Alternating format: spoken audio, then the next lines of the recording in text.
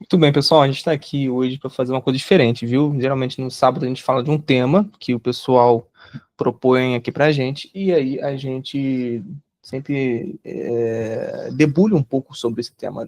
Hoje eu gostaria de fazer uma coisa diferente, vou fazer um react de um vídeo que está famosinho, né? Para o pessoal aí na internet. Tem muito católico reagindo nele, e eu achei interessante reagir porque eu assisti um pouco o vídeo e vi que é um homem que estudou um pouquinho sobre cristianismo, catolicismo em geral, né? O que de parte já surpreendeu a gente. O que surpreendeu, né? Ele foi fundo, viu? Porque ele citou algumas ordens que existem dentro da igreja, tudo mais, vinculou isso com a sociologia do mundo atual, como é que tá entre, né, politicamente, né, e tradicionalismo com progressismo dentro da igreja. Eu achei interessante. Então vale a pena você, católico ou não, cristão ou não, protestante ou não, assistir esse vídeo, porque é essa a mentalidade do pessoal que vai estar permeando nas próximas décadas, viu? Eles vão tentar cada vez mais saber qual os próximos passos do adversário deles, que é a gente.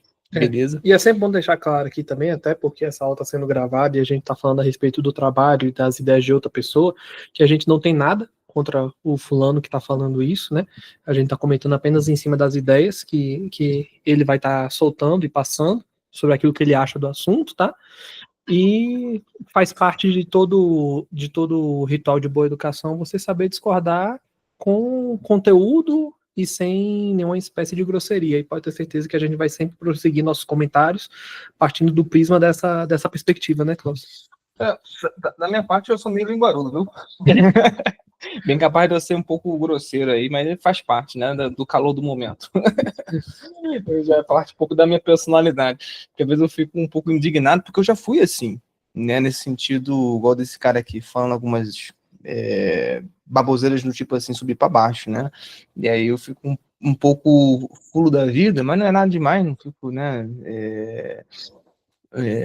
achando uma coisa que é assim do outro mundo, né? Vocês vão ver aí, né? Eu já me conheço, eu sei o que vai acontecer daqui pra frente. Você sabe se ele tem alguma informação, esse rapaz que tá falando? Não sei, e aí vale dizer, inclusive, que eu tô de acordo com o que o Matheus falou, é o seguinte, né? Não conhecemos esse cara. Já ouvi o nome desse cara, eu sei que tem uns esquerdistas que amam esse cara. Não conheço esse cara. Mas vamos lá, vamos reagir a esse vídeo aqui. 440 mil inscritos, é um canal de bastante envergadura, né? O nome desse cara é Ian Neves, né? Ele tá parecendo algum personagem de série, né? Como é que ele, jeito que ele se veste. Compartilha a tela e vê a bio do cara. Vamos compartilhar a tela aqui pra gente reagir. Só pra gente também. Aqui, ó. Vocês estão vendo aí, ó.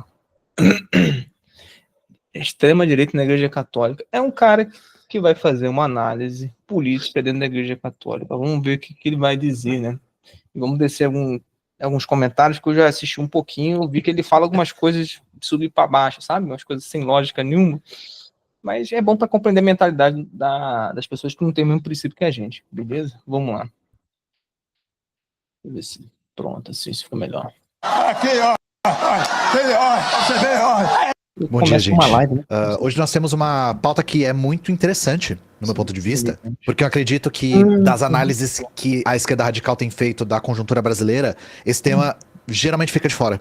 E nós tivemos um evento que fez com que isso voltasse ao debate no carnaval, e eu e menina Suede aproveitamos para levantar essa bola, porque é uma coisa que precisa ser compreendida por qualquer pessoa que se propõe a ser um militante político nesse país. Sobretudo um país que é profundamente cristão como o Brasil. Então, vamos lá.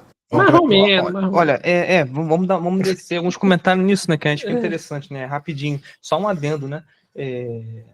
Brasil é estatisticamente cristão, mas há uma diferença monumental, na qual a gente vai tecer aqui alguns comentários, entre a pessoa praticar a religião seriamente, né? Como, por exemplo, vamos dizer assim, um vegano. Se eu disser que eu sou vegano, e não praticar o veganismo, continuar comendo carne, né? Não adianta agora mesmo comer uma panceta, gostosão de porco, né? E continuo falando que sou vegano. São veganos não praticantes. Aí cai nessa falácia, né? Que é um estilo, um absurdo, lógico, isso, né? Eu sou uma coisa, mas não praticante. Então, isso vale para ele também, que, se eu não me engano, ele é comunista. Olha a foto do Lenin ali, ó, ali atrás. Acho que ele se declara comunista, esse Ian Neves, né? Que acho que é o símbolo do comunismo. Então, assim, imagina você ser comunista sem praticar os princípios comunistas. Bom, nesse vídeo aqui, ele vai falar muito disso, né? Pessoas que supostamente são católicas ou protestantes, cristãs, mas que tá um pouco fora da linha, porque basicamente não pratica e não comunga da doutrina do protestantismo ou do catolicismo. Vamos lá. Começar a falar da pauta do dia, beleza? Então, gente, vamos falar de religião? Vamos falar de uma das coisas que utilizam muito como espantalho para afugentar a classe trabalhadora da organização em partidos e movimentos comunistas, né? Vamos falar de religião. A gente tem comentado bastante, ao longo dos últimos anos, a força que os religiosos têm na política. E, sobretudo, da igreja evangélica neopentecostal. O alinhamento da igreja evangélica neopentecostal com a extrema-direita. E eu queria comentar uma coisa. Quem é evangélico há mais tempo, ou quem foi evangélico no passado, lembra de uma época que o discurso mais comum nas igrejas evangélicas era de que política era coisa do mundo. De que a igreja deveria se ocupar com as coisas do céu, né? Só que de uns, vamos colocar, de uns 15 anos pra cá, isso deu um giro de 180 completo, a nível de que cada igreja tem seus candidatos próprios. As igrejas têm vereadores, deputados, até presidente, né, próprio. E isso não é por uma mudança particularmente ideológica da igreja, mas porque nós temos os famosos mercadores da fé. E como diria Tio Ben, com grandes poderes econômicos, vem grandes poderes políticos, né? A igreja é um baita negócio e junto com esse poder de grande capital, a política é uma consequência inevitável. Então, vocês que foram evangélicos no passado, tal qual eu fui, lembram de quando indicar um candidato para se votar dentro de uma igreja evangélica era uma coisa que, bom, eu nunca tinha ouvido falar. Isso antes de 2010. E agora a gente vê os próprios pastores se candidatando, né? O primeiríssimo que eu vi foi o Marco Feliciano. Não, então, por quê? Ele começa a construir o raciocínio dele falando que antes a igreja evangélica, principalmente a neopentecostal, né, que é a que ele cita nominalmente, antes tinha uma política de deixar as coisas do céu separadas das coisas da terra, né, e isso aí tá certo. Mas eles não começam a entrar e se engajar politicamente devido a interesses assim escusos, obtusos, de interesse de ganhar dinheiro.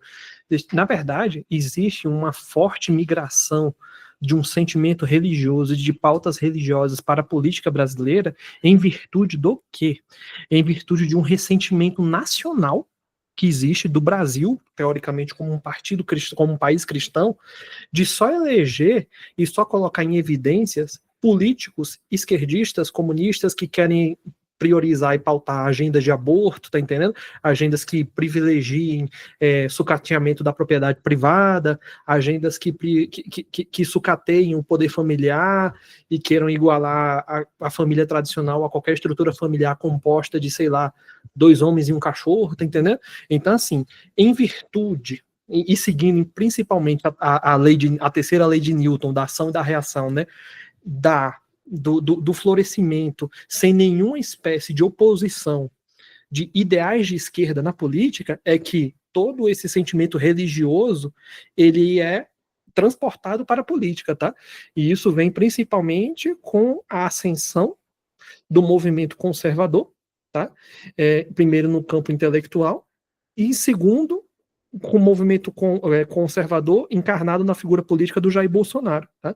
Ele vai falar um pouquinho sobre isso. Então, assim, isso não vem exclusivamente por dinheiro, sabe por quê? Porque se você for analisar a pauta do dinheiro, seria muito mais interessante para esse tipo de organização ficar fora do aparato público, tá? Que não estava mexendo com esse tipo de organização e só capitalizar em cima dos seus fiéis, que continuavam indo nas igrejas e dando dízimos, independentemente dessa organização se engajar ou não politicamente. Quando você entra no jogo político, você abre margem para que você seja criticado, para que você seja perseguido, tá? Então, se você for visar só a estrutura visar a estrutura do lucro, foi uma jogada contra a estrutura do lucro das igrejas evangélicas tentar se engajar politicamente, tá? Eu não sei se o Klaus concorda comigo quando eu falo isso, tá? Eu estou por fora, não estudei isso muito sobre a engenharia de como é que funciona a igreja evangélica, não estou por fora. Pode pôr. Vamos lá. Outra coisa que também vale a pena falar é o seguinte, né? Vocês repararam que esse pessoal nunca existe direita moderada, é sempre extrema, né? Justamente. Prova de que, tipo assim, que a palavra extrema-direita virou um novo fascista, né? Porque na cabeça desse pessoal, a única direita tolerável é qual? É aquela que tenta discutir, né? tenta discutir apenas liberdade de mercado, é o liberalismo, tá? Uhum. Esquerdista, ele só vai querer sentar para discutir qualquer coisa com um suposto direitista se essa discussão ela se restringir ao campo da economia, tá? Porque, se você for ver, historicamente, até os governos de esquerda que governaram o Brasil, por exemplo, o Lula 2, Lula 1, Lula 2, eles foram governos economicamente liberais. O ministro da Fazenda do Lula era o Henrique Meirelles. O Henrique Meirelles fez um trabalho espetacular, tá? Um economista de primeira linha.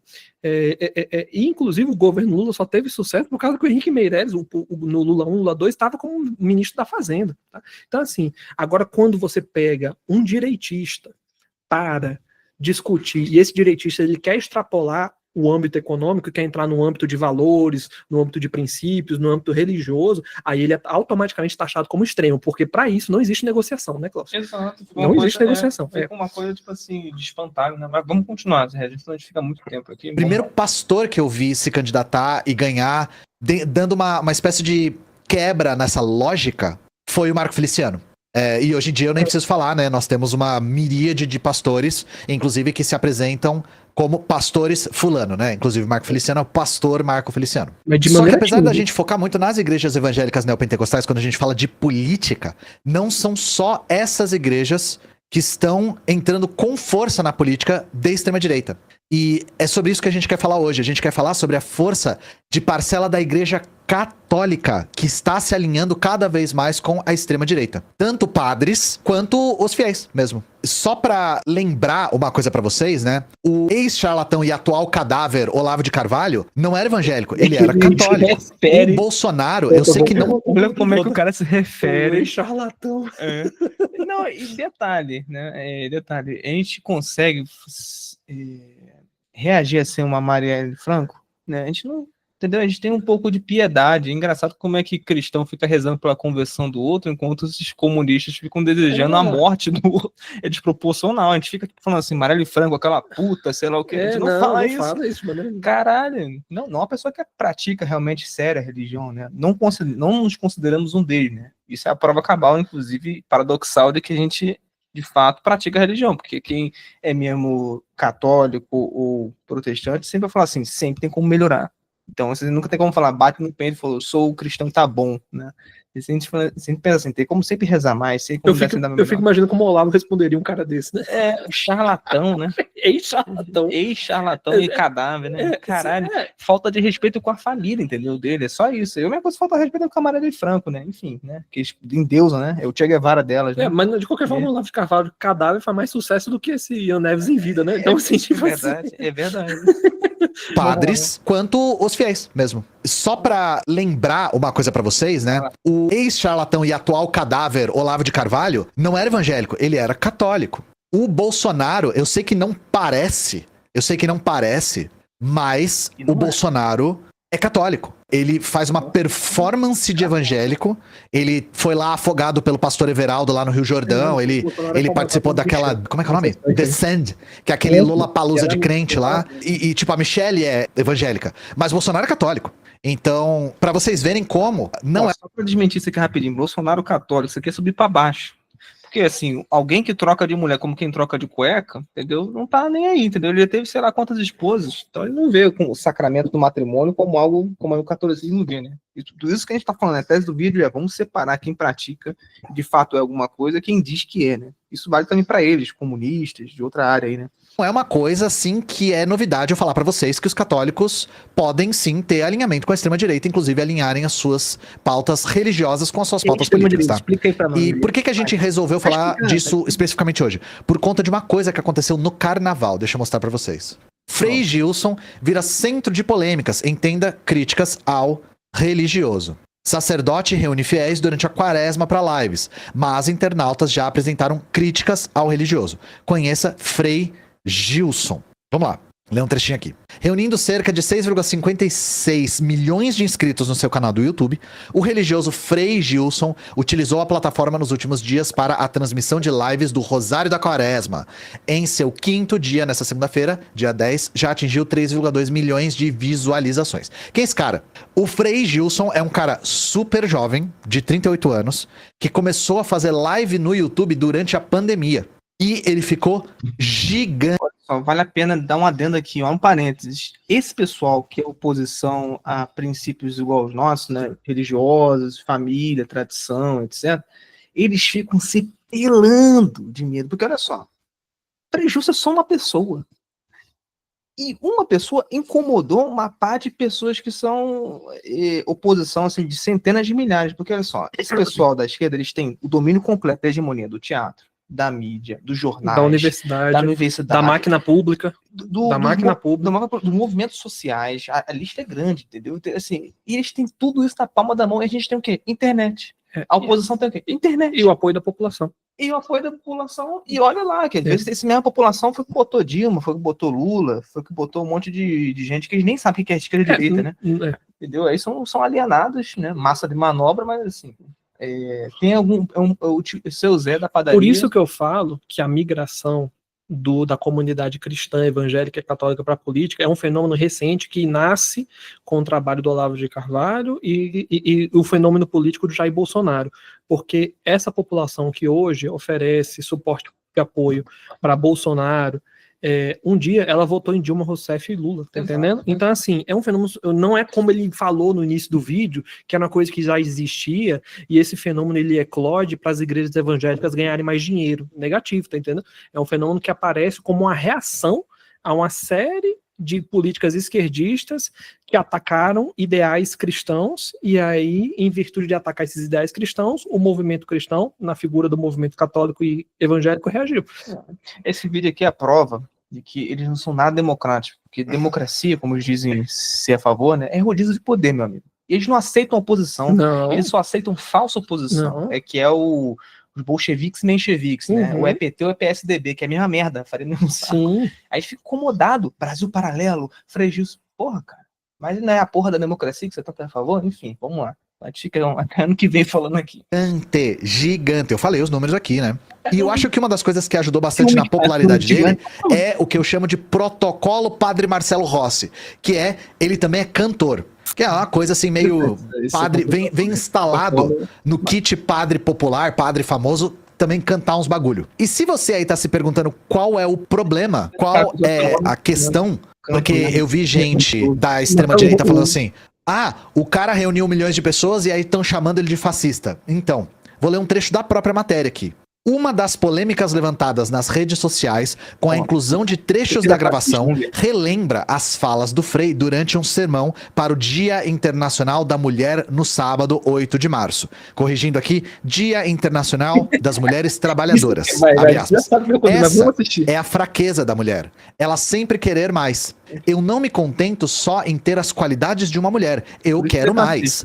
E isso é a ideologia dos mundos atuais. Disse, abre aspas de novo, vou até usar a palavra que vocês já escutaram muito, empoderamento. Eu quero mais. É claro, ver que Deus deu ao homem a liderança. Outros internautas afirmaram que trechos avulsos retiraram a fala de contexto e indicaram momentos diferentes do sermão. Ou seja, toda vez que alguém da extrema-direita fala alguma merda, aparecem os seus defensores falando assim, ei, você, passa já pra cá o contexto. Passe imediatamente esse contexto. Vocês acham que eles querem se armar pra quê? Pra apontar pra você e falar contexto imediatamente. Isso aqui é passação de pano, tá, gente? Não tá clara a mensagem aqui. O cara falou, Deus disse que o homem tem que ser líder. Ponto final. Essa é uma fraqueza da mulher. Ela sempre quer ter mais. Eu não me contento só em ter qualidades normais de uma mulher, eu quero mais. Isso é a ideologia dos mundos atuais. Uma mulher que quer mais, eu vou até usar a palavra que vocês já escutaram muito, empoderamento. Eu quero mais. É claro ver que Deus deu ao homem a liderança.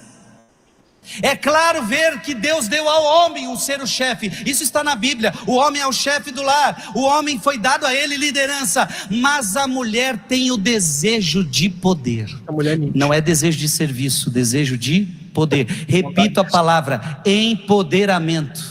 Essa palavra é do mundo atual. Portanto, eu já começo a falar: a guerra dos sexos é ideologia pura. A guerra de masculino com feminino é diabólico. Para curar a solidão do homem, Deus fez você. Olha o texto bíblico, Gênesis 2:18. O que está escrito aí? Vou dar-lhe uma auxiliar que lhe seja adequada. Deus faz uma promessa para Adão: eu vou fazer alguém para ser sua auxiliar. Aqui você já começa a entender qual é a missão de uma mulher. Ela nasceu para auxiliar o homem. Os dois não podem viver em guerra. Os dois precisarão viver em harmonia. Você não nasceu para guerrear com homens. Você nasceu para ser uma auxiliar dos homens. Amém? E assim, Vamos lá, só comentar uma coisinha nessa. Vamos começar sem religião, desprovido de religião. Vamos só pensar uma coisa lógica. Olha só, vocês aí de esquerda que estão assistindo a gente e tudo mais, você que é a favor de Ian Neves, assiste esse cara, você não é a favor de todas as religiões? Você não é tolerante religioso? Você não é bonitinho, limpinho? Pois bem, o cara citou a Bíblia.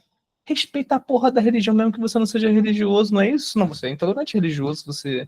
Porque assim, o Frei Gilson só citou a Bíblia do que diz lá que Deus falou.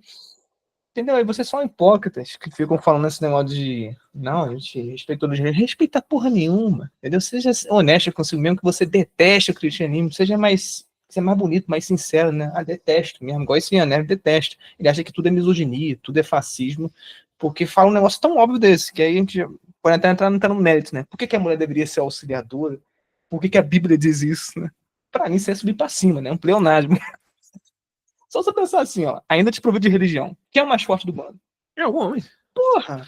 Entendeu? Aí você tem duas opções. Ou você que é fraquinha, tô falando fisicamente. Tô falando fisicamente. Você que é fraca, que não tem testosterona, que não dá um murro no mesmo sentido que o homem, ou você é inteligente e fala assim, não, vou ser auxiliar, vou tentar dar um suporte, dar uma agradozinha, alguma coisinha assim, para ver se eu consigo dobrar esse patriarcado chamado leão. Ou você é idiota, ele fala, vem, sei lá o quê, e aí apanha dele, cara. Não tô sendo a favor disso, não. Isso é evidente. Vocês estão assistindo aí no YouTube, né? E estão aqui ao vivo, né? Que tem apologia, que mulher vai apanhar sempre que for empoderada. Não é nada a ver a relação a isso, não, mas é o nosso simples e óbvio. Se você disputar força com seu marido, ele vai ficar inseguro e, portanto, agressivo. Todo homem que fica inseguro é agressivo. Não, e outra coisa, né? Você sempre tem que partir da premissa que o que o Costa está tentando construir aqui é um argumento antropológico, tá? E por que eu falo argumento antropológico? Porque ele não deu nenhum motivo religioso, apenas motivo racional e apenas motivo baseado na história da espécie do homem enquanto homem, tá? Para colocar o papel do homem no centro, tá? Da comunidade familiar. Tá? Isso acontece não só na espécie humana, tá? Isso acontece na esmagadora maioria também das espécies animais, porque o macho, por ele sempre possuir em sua constituição física preponderância de força, tá? O núcleo familiar sempre vai girar ao redor dele, tá? Enquanto no homem, isso também se manifesta, porque o homem, apesar de possuir razão, ele também é um animal. Tá? Então, desde o início das primeiras comunidades humanas, todas as sociedades e todos os núcleos familiares que se erguem, eles possuem natureza o quê? Patriarcal. Por quê? Porque o que legitima o homem como chefe e condutor da família é a força física, tá? E isso não é argumento misógino, isso não é argumento machista, isso é argumento físico, baseado na fisiologia dos sexos, tá bom? Então, assim, se você pensar antigamente as primeiras comunidades humanas, enquanto a mulher ficava em casa, que eu falo na aldeia, na oca, bem no mundo primitivo mesmo, cuidando das coisas que o homem trazia para casa, o homem ia para fora, ia para o mundo externo, que era hostil a todo mundo, e só ele era o único capaz de fazer isso porque ele tinha força física, enquanto a mulher não tinha, tá? Então, a força é a primeira forma de você estabelecer uma organização social, tá? Antes de existir dinheiro, antes de existir capitalismo, antes de existir qualquer forma e qualquer outro parâmetro que a sociedade moderna utilize hoje para se organizar, o primeiro parâmetro primitivo que o homem utilizou para organizar socialmente é o quê? É a força, tá? Então, é por isso que o homem, baseado na força, ele arroga para si a responsabilidade de ser chefe. Mas sabe qual é o problema? É o seguinte, pessoal de hoje, prestem bem atenção nisso, vocês estão ao vivo, vê se não é assim. Você fala um negócio óbvio, tipo assim, grama é verde. Aí, qual é a grama é verde? É a seguinte frase: o homem é mais forte que a mulher. Aí se falar isso, não, por causa do subjetivismo, né, que tem hoje, que tá pandêmico, não, mas tem a lutadora lá, sei lá o que, do UFC, que ela dá um pau qualquer um, olha só, bota alguém que é lutador do UFC na frente dela, vai se ferrar. Vai, entendeu? Vai, então você não tem como relativizar isso. Não. Se eu falar o óbvio, que o homem é mais forte que a mulher fisicamente, nesse sentido, a gente é superior, mas tem uma par de coisas que as mulheres são superiores a nós, né? Em vários quesitos, né? A gente só tá falando de homem com mulher aqui, né? A gente poderia falar de mulher com homem. Mas a gente vai falar ainda nessa aula aqui, né? Mas vamos lá. Vocês conseguiram reparar que existe tipo uma neurose cismática hitleriana? Então, assim, tudo eles acham que é neurótico isso, né? Pelo amor de Deus. Você fala uma coisa, aí automaticamente é fascista. Por que o Frei Gilson é fascista? É porque ele falou negócio de mulher e que Hitler deve ter falado num contexto lá que ele pegou, então isso faz parte lá do fascismo do Mussolini. E a essência do fascismo é outra coisa também, não tem nada a ver com isso, né? Tá igual o Castanhari lá falando assim, naquele vídeo lá dele, do que é fascismo, o que é a favor da família. Então, assim, todo mundo que é brasileiro é fascista, que construiu família, entendeu? Puta que pariu, que coisa generalizada, tosca, ambígua, né? Aqui o Caio fez uma pergunta muito interessante, né? O desejo de poder para o homem é diferente da mulher? Sim. Tá? Eu não vou falar o porquê, né, porque a gente tem que acabar de reagir a esse vídeo, tá? E se faz paralelo com a ideia de Alfred Adler sobre a vontade de poder. É diferente, tá, o Caio? E outra coisa, Alfred Adler, eu acho que ele não fala de vontade de poder, se eu não estou enganado. Quem fala de vontade de poder é Nietzsche, tá? Se eu não estou enganado. Mas se você quiser contextualizar melhor com alguma citação do Adler, Caio, de onde você tirou isso, pode trazer também pra gente conversar também. Vamos acabar de reagir aqui, negócio, só deu 7 minutos. Não para por aí, não para na misoginia. Em outros momentos, o tal Frei Gilson aí afirmou que casamento igualitário, que é o popularmente chamado casamento gay, é uma depravação grave. Vou pedir pro Robson colocar aqui que ele estava sendo entrevistado pelo Vilela. Casamento Eu quero perguntar pra esse cara aí o que é que o Lenin, que é o cara que tá aqui na contracapa do vídeo dele, acha do casamento gay, tá ligado? Pergunta pra esse Ian Neves aí, já que ele tem o Lenin na contracapa, é porque ele deve admirar a ideia, a política, a história de vida do Vladimir Lenin, tá entendendo? Cara, pergunta pra o Ian Neves o que é que o Lenin falava sobre o casamento gay, tá ligado? Cara, desculpa, cara, não tem como reagir dessa forma, de uma forma diferente. Por isso que é o react, né? Pra gente reagir dessa forma. Subir pra baixo, o cara tá metendo pau no Frei Gilson porque ele fala que o casamento gay é depravado, e o cara tem a foto do Lenin, cara. Se eu te contar, porra, o que os cristãos fazem, católicos, quando vê um homossexual praticando homossexualismo, porque o problema não é ser homossexual, o problema é praticar o ato, assim como o cara que é luxurioso, que, por exemplo, é hétero, sai com várias mulheres, né? O que a gente faz? A gente reza por ele. Sim. Agora o Lenin, o que ele faz? Paredão e mata, entendeu? Porra, nunca os homossexuais foram tão... nem a igreja, cara, nem a igreja. A igreja jamais perseguiu qualquer tipo de ser humano por causa da sua conduta sexual, tá ligado? Agora, o Lenin, que esse indivíduo chamado Ian Neves, ele falou que o Olavo é atual cadáver, né? O Ian Neves é futuro cadáver, igual todos nós aqui, tá? E o que acontece? O Lenin, ele matou homossexuais por serem homossexuais, tá bom? Não sei nem por praticar, né? É por serem homossexuais, tá? Inclusive, vocês não devem estar inteirados a respeito do desenvolvimento do movimento comunista como um todo, e nem precisam estar, porque assim, é uma coisa totalmente bizarra, parece uma quimera, tá entendendo? Parece aquela hidra de Lerna, um monte de cabeça, assim, tá ligado? Assim, enfim, não precisam. Mas assim, o movimento comunista, ele possui uma linguagem de afeto, abre aspas, fecha aspas, com grupos homossexuais, LGBTs e negros, apenas mais ou menos de uns 30 anos ou 40 anos pra cá, tá bom? Porque antes disso, o movimento comunista raiz tá? A primeira onda de comunismo, com a primeira intentona comunista, na verdade, ele tinha uma espécie de discurso totalmente de ódio contra essa pró-família e discurso de ódio contra esse tipo de movimento, tá? Então, todos os ditadores comunistas, todos, sem exceção, do início do século XX, mataram milhares, a não dizer milhões, tá? De homossexuais só por serem homossexuais, tá? Cuba, China, Rússia, tá bom? Então, assim, é bizarro uma pessoa que tem a foto do Lenin chamar o Frei Gilson, que não matou ninguém, tá ligado? De misógino, cara. Não tem como você levar a sério uma pessoa dessa, tá bom? Não tem. Intelectualmente, ele chamou o Olavo de charlatão. Charlatão é você, seu Ian Neves, tá bom? É você. É você. Isso é charlatanice. Não estudou nada, ele tá colocando o cara ali, afirmando uma coisa que ele mesmo, né, faz, né? Enfim, né? Vamos lá, vamos continuar. Como afetivo. Veja, Vilela, qual é a verdade que a Igreja Católica precisa defender? Então não é a minha opinião. Não é a opinião do Papa. O Papa tem que estar subordinado à Bíblia. O Papa tem que estar subordinado à verdade. O Frei Gilson, que diz que segue Cristo, tem que estar subordinado a Cristo, tem que estar subordinado à verdade. Então a Bíblia diz que é uma depravação grave. E não fui eu que criei isso, não fui eu que escrevi. É a palavra de Deus, aquilo que a gente começou lá no programa. Uma palavra escrita por Deus e não por homens. E a palavra de Vladimir. Onde é que está escrito na Bíblia que é uma depravação grave? Aí tá simples, está lá em Romanos, que o próprio Catecismo cita, Romanos, capítulo 1, versículo 24 a 27. É Bíblia, tá? Foi o Frei Gilson que escreveu? Foi o Papa que escreveu? Foi a Igreja Católica que escreveu? Não, foi Deus que inspirou os autores sagrados. Olha o nível que a gente precisa chegar. A gente chegou tão coagido com esse pessoal que a gente tem que ficar falando que é a Bíblia toda hora, porque senão processam ele com uma coisa que ele falou, o Frei Gilson, entendeu? Então ele tá, evidentemente, em modo defesa aí, o Frei Gilson, por causa dessa porcaria dessa lei, que agora, antes era lei do sei lá o que de racismo, que é uma baita subjetivismo disso, né? Ainda tem a questão também do homossexual, né? Que isso, inclusive, paradoxalmente, afasta mais homossexuais, né?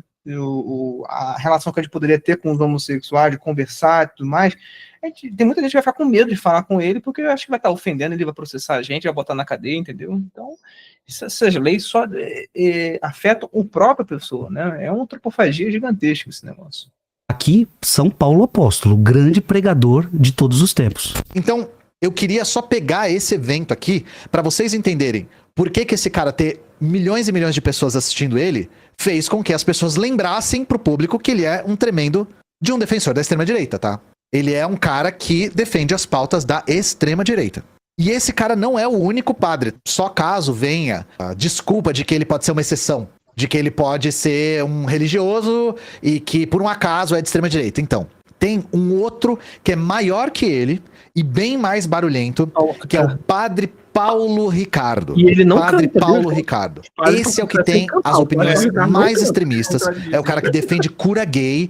É o cara que é contra avanço de direitos das mulheres. É um cara que é um apoiador ferrenho do Bolsonaro. E nós temos alguns exemplos desse outro padre, que é um cara que tem vários discursos que criam uma lógica bastante visível de nós contra eles. E é uma lógica que é muito útil ao fascismo contemporâneo. Cara, que absurdo, cara. Cara, não tem outra reação pra isso. Vai tomar no seu cu, cara. Porque, olha, presta atenção. Eu que falei que ia me Presta atenção. Ele tá acusando o padre Paulo Ricardo de criar uma lógica de nós contra eles. Filho, você subscreve um movimento chamado marxista. Qual é a base da revolução do movimento marxista? O motor da história, segundo o movimento marxista, é a luta de classes. Então, Karl Marx, eu acho que conheço, inclusive, mais Karl Marx do que você, pelo jeito, para você falar uma aberração dessa. Karl Marx, ele quando ele escreve o Manifesto Comunista, ele fala que o motor da história é a luta de classes, e que cabe ao proletariado assumir o seu protagonismo na história, tá? Porque só o proletariado, ele é a classe que possui uma visão objetiva da realidade, tá? E expurgar a burguesia, tá? Com base numa revolução armada, se possível, tá? Então, assim, cara, se você tá acusando o padre Paulo Ricardo de inaugurar um movimento que tem como essência jogar um contra o outro, cara, e você subscreve o marxismo, cara, Cara, você tá tipo Hitler, acusando Stalin de ser um atentado contra os direitos humanos, sendo que você tem Auschwitz, tá ligado? No teu terreno, tá ligado? Cara, não tem. E você inicia o vídeo falando que o Olavo é charlatão, velho. Cara, charlatão é você, cara. Porra, cara. Vai tomar no... Por isso que eu falei que eu ia ficar puto. Eu não tô mais puto que eu já vi essa parte. Não tem como. Pra vocês terem uma ideia, o próprio Jair postou no Facebook, que hoje em dia é um lugar que pessoas mais velhas frequentam mais, né? Do padre Paulo Ricardo falando sobre o que ele acha de porte de arma. E esse aqui eu vou mostrar pra vocês. Vamos lá, um oferecimento de 3 pixels na tela, vamos escutar o padre Paulo Ricardo. Nós estamos num pacifismo terrível, em que, por exemplo, os meninos não podem mais ter nenhum brinquedo que seja arma. Não pode. Antigamente a gente brincava com espada, eu ganhava metralhadora, eu tinha pistola, eu tinha fuzil, não sei o quê. Brincadeira de menina era brincadeira de guerra. Ah, não pode, porque o menino vai ficar violento. O que você tem que ensinar para o seu filho é que ele é um guerreiro do bem. É que ele deve estar lutando do lado do bem. Você tira isso dos meninos, você educa mocinhas covardes. Entende? E essa é a realidade dos meninos hoje em dia. Entende? Eles não são guerreiros. Eles não estão aí para proteger a família deles. Mas, padre, a igreja não é a favor da paz. Eu sou a favor da paz. Todo mundo é a favor da paz. O problema é o seguinte: nesse mundo real que nós vivemos, as armas vão estar nas mãos de quem? Quem que vai nos proteger? Ou nós vamos fazer assim: nós que somos do bem vamos nos desarmar e deixar os maus tomar conta? É isso? Que vitória é essa? Outra coisa vale a pena botar no contexto que o Padre Paulo sabe. A gente não é pacifista. Tem uma diferença tremenda de católico, que é pacifista, que aí nem é mais católico, que botou a paz, que o pacifismo coloca a paz acima de todas as coisas. Com certeza. Né? E a diferença da pessoa que é pacífica. O católico ele tem que ser pacífico. Todo padre tem que ser pacífico. Mas jamais pacifista. Jamais pacifista, fazer tudo pela paz. Se não fosse por isso, como é que ia existir templário? Né? Como é que ia existir a Guerra Santa, onde o pessoal ficava usando... Tem até a arminha aqui, ó. O conceito de guerra santa, né? Pois é. Então, como é que a gente é pacifista? E o próprio Cristo, o católico tem que ser a imagem do Cristo, né? O Cristo, ele tem horas que ele foge da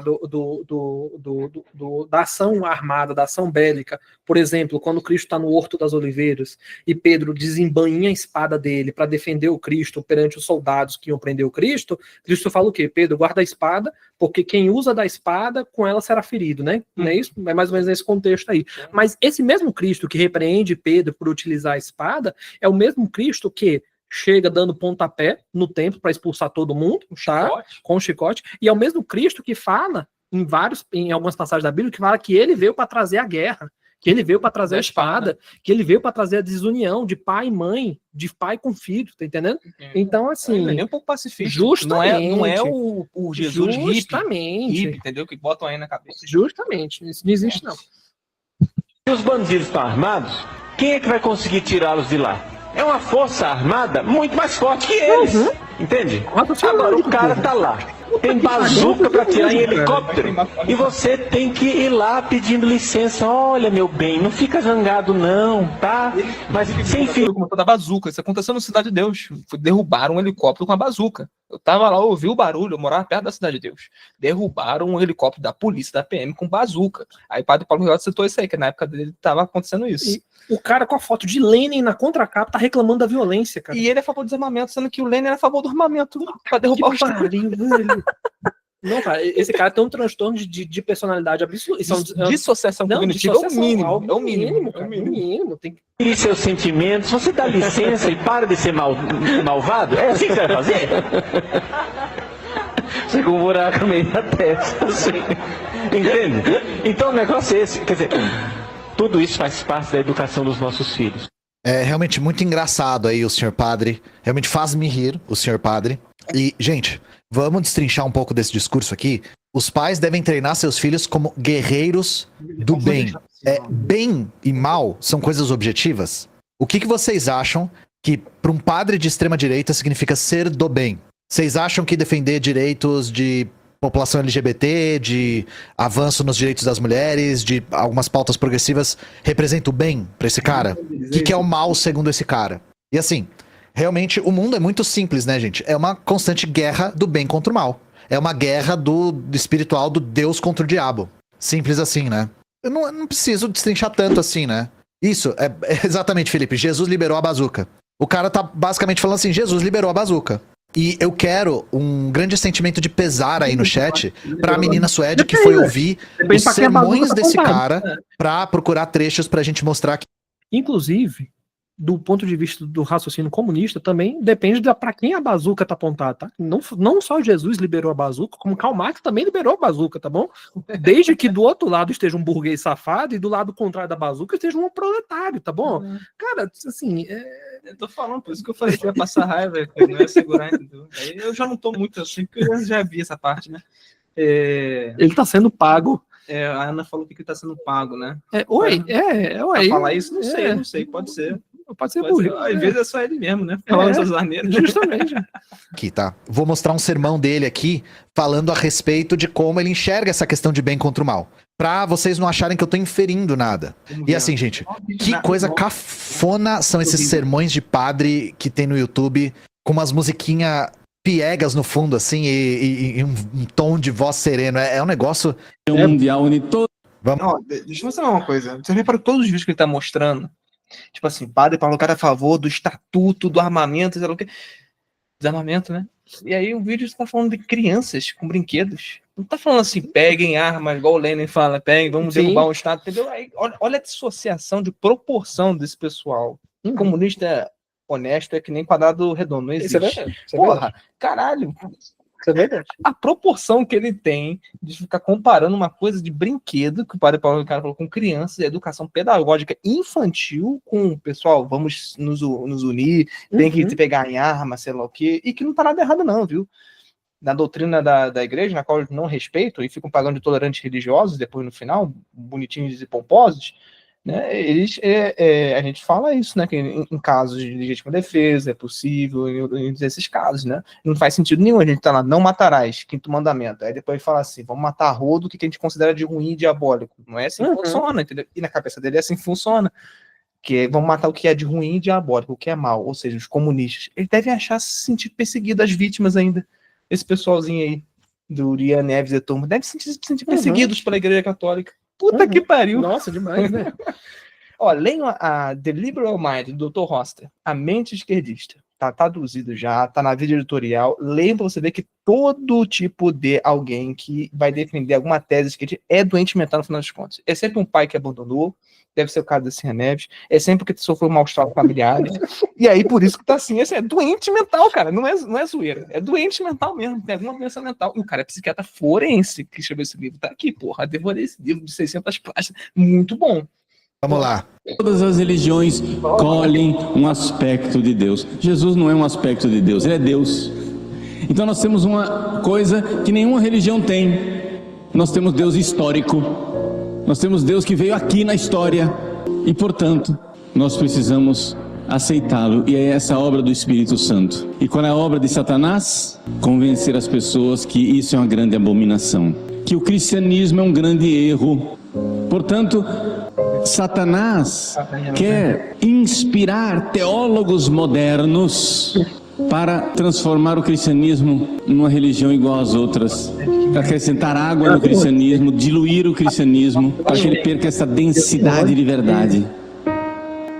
Sim, deu para entender, gente? O extremismo aqui do discurso, deu para entender? Porque se não deu, eu vou aqui repetir. O projeto de Satanás é tolerância religiosa. O projeto de Satanás é colocar o cristianismo como mais uma religião, e não a única religião, a única verdadeira, que deve ser... Caralho, vale um comentário, vai, quer comentar alguma coisa? Não, na verdade, o projeto de Satanás... Isso está presente na mentalidade de pessoas que dizem católicas, vamos lá. O projeto de Satanás não é um projeto de tolerância religiosa. O projeto de Satanás é um projeto de tolerância religiosa de todas as religiões com todas as religiões e de intolerância religiosa com o cristianismo, tá? Igual esse senhor Uriah Neves está fazendo aí, atacando sem nenhum argumento racional apresentado até agora, apresentando vídeos totalmente descontextualizados, tá? Ele vai falar assim, passa o contexto. Passa o contexto. Porra, a gente não tá fazendo só ataques emocionais igual ele tá fazendo, ele não apresentou nenhum argumento racional até agora. A gente tá apresentando argumentos racionais, chegando a apelar, inclusive, para a história do movimento comunista como um todo, tá bom? Exato. Tá? Então, assim, antes de apresentar qualquer tipo de argumento emocional, a gente apresenta o racional antes, coisa que esse senhor Ian Neves em nenhum momento fez até agora, tá bom? Então o projeto de Satanás é isso, tolerância da macumba com o espiritismo, do espiritismo com o candomblé, do candomblé com a Wicca, mas todo mundo se juntando para exprimir, esganar, meter o pau, tirar todas as formas de financiamento, tá?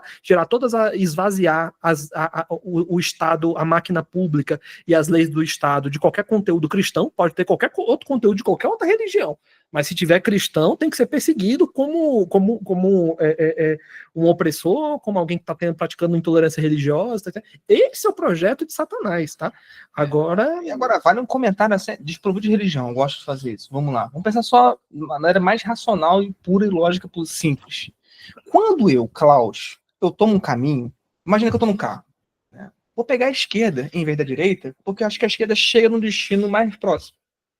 Se eu faço isso, eu pego a esquerda, eu tô automaticamente renunciando à direita, certo? Certo. Então, qual é o problema de eu falar que a minha religião tá certa? Se eu escolhi uma, eu tô renunciando a outras escolhas. É verdade. Porra, seja minimamente honesto. Você que é espírita, você acha que a sua religião é certa. Isso. Ponto, cara. Qual o problema de falar isso? Sim. Aí, pra ele, é fascismo. Aí vale a pena falar do fantasma, do fascismo, porque ele fica zoando a gente, falando assim, fantasma do comunismo. Pra ele tudo é fantasma do Hitler, o fascismo vai voltar. Entendeu? Não. Porra, caralho, cara. Retardado mental, mano. Eles restringem o fascismo e o nazismo a um movimento de valores, quando na verdade nunca foi um movimento de valores. Né? O fascismo, e assim como o nazismo, ele emerge como uma dissidência interna do próprio Partido Comunista Alemão, tá? Não no caso alemão, porque o fascismo é um movimento italiano, né? Mas o nazismo, não à toa ele se chama nacional-socialismo, tá? O que é que acontece? É até bom a gente explicar isso, para toda vez que você escutar algum esquerdista falando que o nazismo é de direita, esse cara ele não sabe o que é nazismo, ele não sabe como é que o nazismo ele se originou, tá bom? Antes do nazismo existia um movimento comunista, assim como era idealizado por Karl Marx, tá? Passou por alguma atualização ou outra pequena, tá? Mas é mais ou menos a teoria do marxismo clássico original. Guerra de classes e tal, proletários contra burgueses, papapá, pipipi, papapá. Karl Marx, ele acreditava que qualquer espécie de sentimento nacionalista era algo que iria trazer retrocesso para o comunismo como um todo, tá?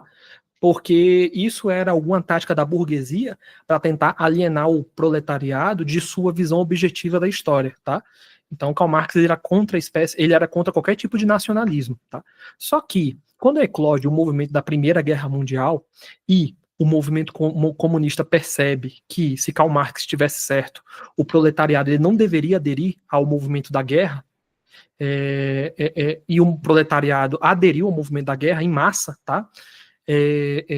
Eles perceberam que essa ideia de Karl Marx estava furada e ela precisava passar por um processo de atualização, tá? E aí o movimento comunista se senta para tentar corrigir essa estratégia marxista, coisa que eles vão fazer diversas vezes ao longo da história, tá bom? E aí uma das vertentes que emerge é a vertente nazista, tá? Que afirma que o marxismo ele deve abraçar as causas nacionais. Por quê? Porque o proletariado, ele só é proletariado porque ele está vinculado a uma nação. Porque se ele deixa a nação, por exemplo, um proletariado que está na Alemanha vai para a Inglaterra, ele já não consegue ser mais proletariado na Inglaterra, porque ele chega lá sem emprego, então assim, ele desce de classe social, ele vira um mendigo na rua, tá entendendo? Então, o movimento comunista alemão, nesse caso, ele percebe que só existe, na verdade, o proletariado se existe o conceito de nação por trás. Então, o que vai existir, na verdade, ao longo da história, não é um movimento do proletariado contra a burguesia, tá? Porque isso são ideias abstratas. O que vai existir ao longo da história é o movimento de nações proletárias contra nações burguesas, tá? E daí que vem a ideia do nacional-socialismo, um socialismo nacional, apegado à ideia de nação, tá? E aí emerge o nazismo, emerge o Hitler, tá? Com o discurso dos alemães para eles se unirem, tá? E o que mais Hitler fez quando ele assume o poder na Alemanha é perseguir o quê? Banqueiro, é perseguir burguês. Por isso que os judeus foram excomungados, expurgados de lá a rodo. Por quê? Porque eram pessoas tidas como inimigos da nação, consequentemente inimigos do povo alemão, consequentemente inimigos do proletariado alemão, tá? Então, é isso aí. Vocês têm que ler o livro É assim, só uma introduçãozinha do que isso que o Matheus está falando, o livro De Darwin a Hitler. Tem tradução já, só pesquisar aí. É Richard alguma coisa do escritor. Tá? Ele fala isso tudo que ele está falando, olha, é um negócio básico, né? A influência que teve do nazismo veio por antecessores, né, de ideologias anteriores, do tipo, desde a época de Darwin até vir toda essa questão, né, do movimento comunista, socialismo, etc, tá? Coisa óbvia, cara. Aí você vai dizer isso para um acadêmico, o acadêmico começa a se coçar, não existe nenhuma influência esquerdista no nazismo. Entendeu? Afirmar isso é pura desonestidade. Você sabe que tem, cara. Eles iam adotar o nome socialismo no brasão do partido deles aleatório, pô. Vamos pegar socialismo aqui, não dane-se o que ele significa, tá ligado? A gente não tem nada a ver com isso, tá entendendo? Vamos colocar nacional socialismo, mas a gente não é socialista, tá ligado? Vou colocar o exemplo do paralogismo que a Manuela Dávila fez, você viu no debate, que eu vi isso há uns anos atrás. Ela falou assim, olha, o meu sobrenome tá igual o seu aí, e a gente não é parente. Ele explicando por que o socialismo tá no nome, ao mesmo tempo não tem nenhuma correlação com o nazismo. Falei, porra, cara, vamos ser honestos. Leiam também outro livro, esse aqui eu não li, é uma coleção muito boa, né? Principais correntes do marxismo, né? É do Kolakowski, tá? Leiam esse, que ele vai puxando desde a época pré-socrática, para vocês entenderem que tem influências do marxismo desde a época pré-socrática. Elementos, né? Porra, elementos totais que influenciaram o marxismo desde a época pré-socrática. Tá ali, depois não dá para pegar porque tá pesado pra cacete. Deve ter umas 1000 páginas, tudo, né? São 3 livros. Porra, então vamos ser honestos, pessoal. Mas agora, igual eu falei, comunista honesto é quadrado redondo, né? Não tem como. Imposta. E pela postura dele a respeito de armas, imposta como?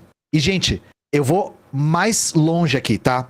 Não é qualquer cristianismo. São os cristãos tradicionais. Ele fala isso em outros trechos aqui. Vou poupar vocês, mas aqui ele fala: os cristãos verdadeiros são os tradicionais. A única religião verdadeira é o catolicismo tradicional. Liberdade religiosa é projeto de Satanás. E aí, olha que curioso. Vocês acham que o padre Paulo Ricardo pensa o quê do Malafaia? Vocês acham que o padre Paulo Ricardo pensa o quê do Malafaia? Os dois apoiam o mesmíssimo projeto político, que é avançar pautas reacionárias. Só que o Paulo Ricardo acha que o Malafaia é um herege, tá? No canal dele, ele fala o tempo todo contra a forma como os protestantes entendem a fé cristã. Como é que ele entra em contradição? Se o cara acha que o outro é o herege, como é que eles promovem as mesmas pautas? Pra saber que eles se contradizem na mesma frase, né? Tipo assim... Olha, o senhor Neves, é evidente que isso aqui tá menos 12, mas não precisa deixar tão, assim, descarado, entendeu? Tipo, um é herege, o outro é outro, mas, cara, nós defendemos as mesmas pautas. Reacionários, mas ao mesmo tempo, entendeu? É isso. Poxa vida, hein? Cristã. A gente não pode falar, isso é um equívoco de análise, falar sobre os cristãos de extrema-direita no geral como se eles concordassem em tudo.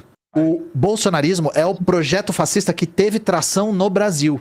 Eles embarcaram nesse projeto porque é um projeto que tem apoio popular. E aqui é que eu quero trazer uma coisa um pouquinho mais histórica pra vocês. E aí, né? Eu abri live pra falar sobre como existe católico de extrema-direita? Não. Eu não quis abrir live só pra falar, olha esse padre, olha esse outro padre, olha como eles são de extrema-direita. Da onde vem esse pensamento? Qual é a origem desse pensamento? Desde quando ele existe? E como que ele se constituiu na sociedade brasileira? O que significa ser católico tradicional? Como que uma pessoa se identifica como um católico tradicional? Então eu quero dar um pequeno... Só antes de continuar, um pequeno adendo, não vou demorar muito não. Como o Matheus falou, católico tradicional é subir pra cima. Ou você é católico e é automaticamente tradicional, entendeu? Não existe negócio de católico tradicional, católico progressista, isso só veio por causa do Dom Helder da vida, só veio por causa desses movimentos da teoria da libertação, essa porcaria de colocar política em cima de algo que já sempre foi a favor da tradição, sempre foi a favor do magistério, das escrituras, entendeu? Enfim, católico tradicional é subir para cima, é pleonasmo. Né? No panorama histórico bem pequeno, e eu não sou teólogo, tá, gente? Então não vou entrar muito nesse mérito. Senhor Ian Neves, não é que você não é teólogo, você não é nem marxista, tá entendendo? Não é que você não é teólogo, é porque diante de todas as suas afirmações que você deu até os exatos 16 minutos, você demonstra um profundo desconhecimento sobre o que é o marxismo, desde a sua origem histórica até suas posteriores evoluções no decorrer dos tempos, tá bom? E, cara, você não é sequer marxista, pô. Tá entendendo? Foto de Karl Marx, como se fosse Jesus ali, deve rezar pra ele atrás dele. Eu e o Cláudio, a gente tá tentando entender até agora, na verdade, o que é que o senhor é, Ian Neves. Porque nós já entendemos o que o padre Paulo Ricardo é, nós já entendemos o que o Frei Gilson é, tá entendendo? Nós entendemos o que o Malafaia é, nós entendemos até o que o Bolsonaro é, já, mas o que o senhor é, seu Ian Neves? O senhor é um Frankenstein ideológico, sendo sincero. Mas para vocês entenderem as raízes desse tipo de pensamento, só um parênteses a respeito da igreja neopentecostal hegemônica no Brasil, a gente falou sobre as origens no vídeo sobre o Ronald Reagan, porque a igreja brasileira é muito, muito inspirada na estadunidense da década de 80, tá? Só para dar um parâmetro para vocês. Vamos lá. O marco que a gente tem aqui é a década de 60. Antes de 1960, a igreja católica era bastante diferente do que é hoje. A grande virada da igreja católica, que conforma a igreja católica como nós conhecemos hoje, foi por conta do Concílio Vaticano II. Então eu vou mostrar para vocês aqui. E são fontes deles, tá? 60 anos atrás, o primeiro ato do concílio, porta da igreja aberta para o mundo. Desejado vivamente por São João XXIII e concluído por São Paulo VI, o Concílio Vaticano II iniciou seus trabalhos em 11 de outubro de 62, foi até 65. Evento cuja força propulsora não se esgotou, como tem sido constantemente reafirmado pelo magistério de todos os pontificados posteriores. A direção da caminhada, nas palavras do Papa Roccalli, descer ao tempo presente, com o remédio da misericórdia mais do que da severidade. Por trás de toda a pompa, aqui, por trás de todo o discurso proselitista, o Concílio Vaticano II foi uma iniciativa da igreja para se modernizar. Na década de 60, o mundo passava por mudanças muito rápidas. A cultura de massa, tipo cinema, rádio, indústria musical, vocês conhecem, estava crescendo vertiginosamente em todo o mundo. A contracultura estava surgindo e a igreja estava parecendo uma relíquia do passado distante. Então, intelectuais, cardeais, teólogos da igreja se reúnem para reformar os ritos do catolicismo. E é nessa reforma que muitas... É tipo o que aconteceu com o marxismo umas 10 vezes, tá entendendo? No cristianismo só aconteceu uma vez. O Ale chegou aí, estão assistindo um traveco? Tipo isso. O cara parece um personagem de série do The Office, né? Sei lá. O estilo dele é meio nerd barra esquerdomacho, né? Que o pessoal da feminista fala, né? Esquerdomacho. Sabe o que é o esquerdomacho, né? Sei. Que aquele cara que só é de esquerda pra comer mulher. Porra é essa? Porra é essa? É o Ian Neves, né? A gente tá assistindo esse cara, conhecendo ele agora. Já tinha ouvido falar o nome dele, mas sabia que era tanta burrice assim, não, sinceramente. As coisas da Igreja Católica Contemporânea se conformam. Por exemplo, uma coisa que para nós parece um contrassenso, mas que não era comum. As missas eram realizadas em latim. Agora as missas poderiam ser realizadas em idiomas locais, em vernáculo. Outra coisa, eles abandonaram a ideia de que foram os judeus que mataram Jesus Cristo. E isso foi muito propulsionado também pelo Holocausto. Então era uma modernização desse discurso, tá? É importante salientar o que o Concílio Vaticano II, ele jamais arroga para si a autoridade de um concílio teologal, tá? Ele é um concílio pastoral, tá? Não é dogmático. Não é dogmático. Então, assim, é um monte de bispo que se reuniu com chancela do Papa, tá? Mas que jamais emitiu nenhuma declaração com infalibilidade papal, tá?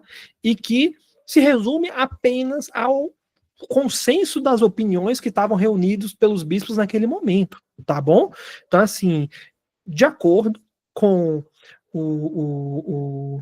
acho que é Nostra Aetate, que é um dos documentos que fala do assinado e chancelado pelo Papa da época, emitidos pelo Concílio Vaticano II, eles tentam tirar a culpa dos judeus, mas como é um concílio que não tem força dogmática, tipo, tá livre pra falar assim, te resume a opinião. Você fala, não tô de acordo, acabou, filho. Tá entendendo? Então, assim, não tem infalibilidade nisso. Você católico, você pode negar isso e pode ser a favor disso. E pode continuar normal.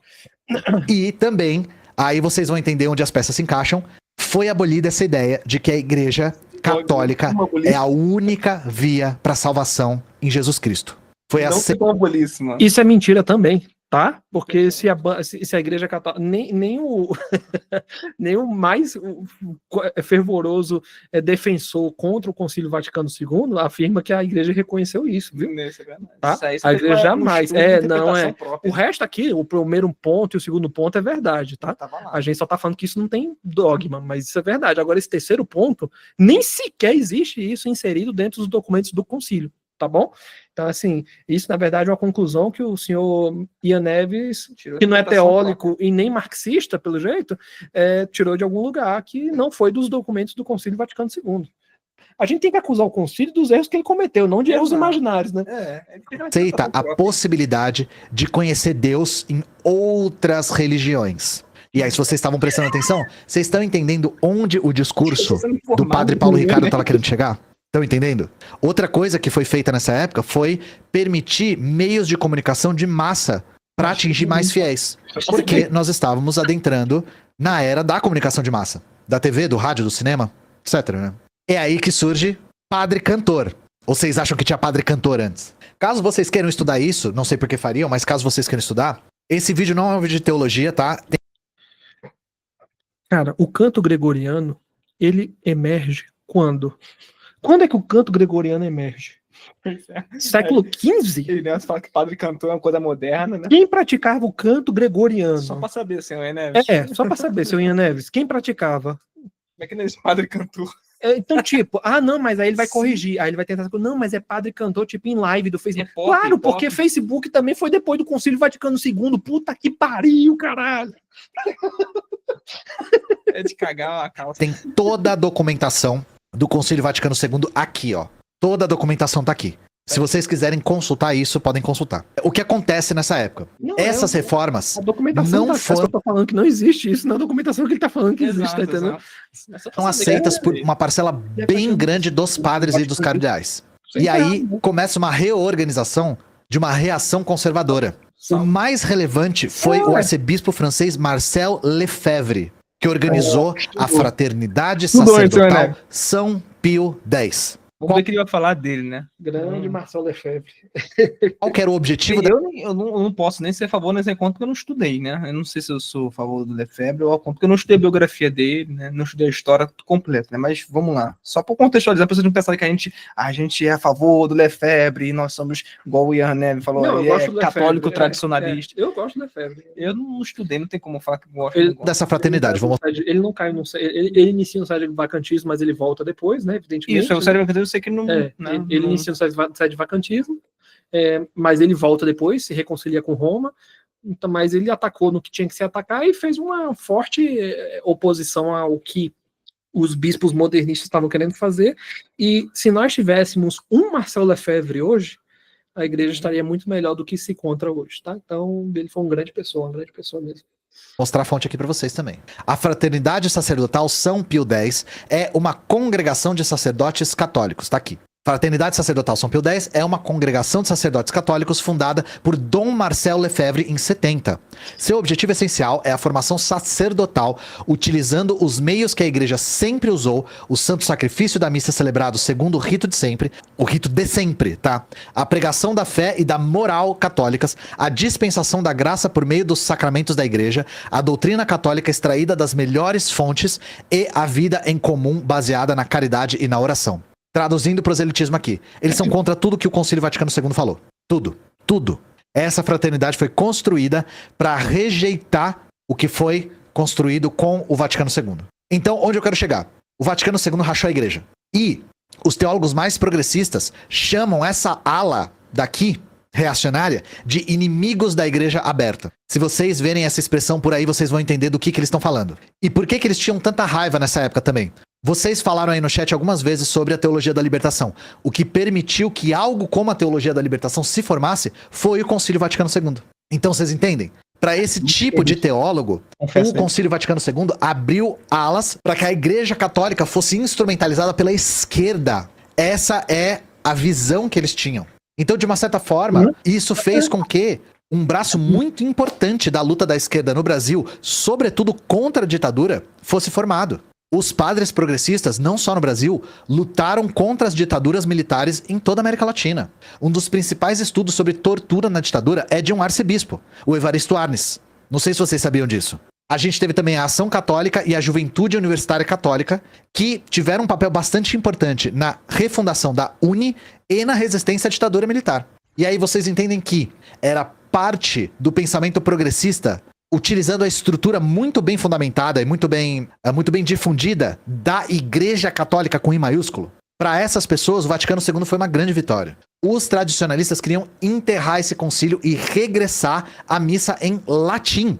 Eles eram abertamente... Regressar, como se fosse uma coisa indispensável a missa no vernáculo, embora hoje a gente veja que a maioria das missas são no rito novo, né? Não, verdade, é um absurdo você querer regressar às missas em latim. Certo tá o Lênin, que queria regressar ao quê? Aos campos de concentração, né? O Gulag. O Gulag. Não, certo é o Vladimir Lenin, que esse senhor tem a foto na capa aí, na contracapa. Ele que tá certo.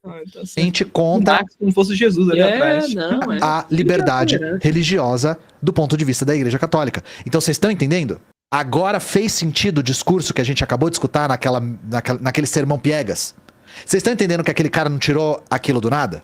Que não é a opinião dele, que não é uma coisa contemporânea. E é assim que os tradicionalistas católicos veem muita vantagem em apoiar a extrema-direita. Porque eles são contrários a qualquer avanço social. E, inclusive, eles são uma grande fonte de relativização da história. Tá lotado de canal tradicionalista católico no YouTube, falando coisas como a Inquisição ou não aconteceu, ou se aconteceu foi a salvação da civilização ocidental. Eu não vou colocar aqui pra não ficar dando palco, mas... Essa foi de cair o cu da bunda. O cara acusou de relativismo. Tipo assim, como se a gente fosse um negacionismo de, não aconteceu o que... Por nenhum momento foi dito isso. Não aconteceu o que... Tem alguém na internet que fala um negócio desse? Pelo amor de Deus?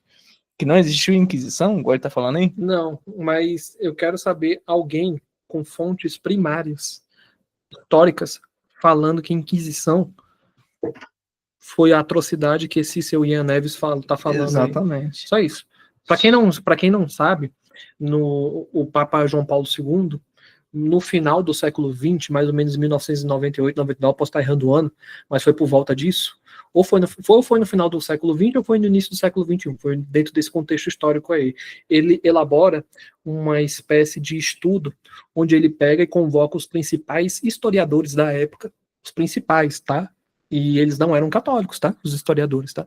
E abre todos os arquivos do Vaticano que são referentes à Inquisição e falam para eles terem acesso a esses arquivos, para eles emitirem um parecer histórico técnico depois, baseado na documentação da igreja sobre o período que foi a Inquisição, tá?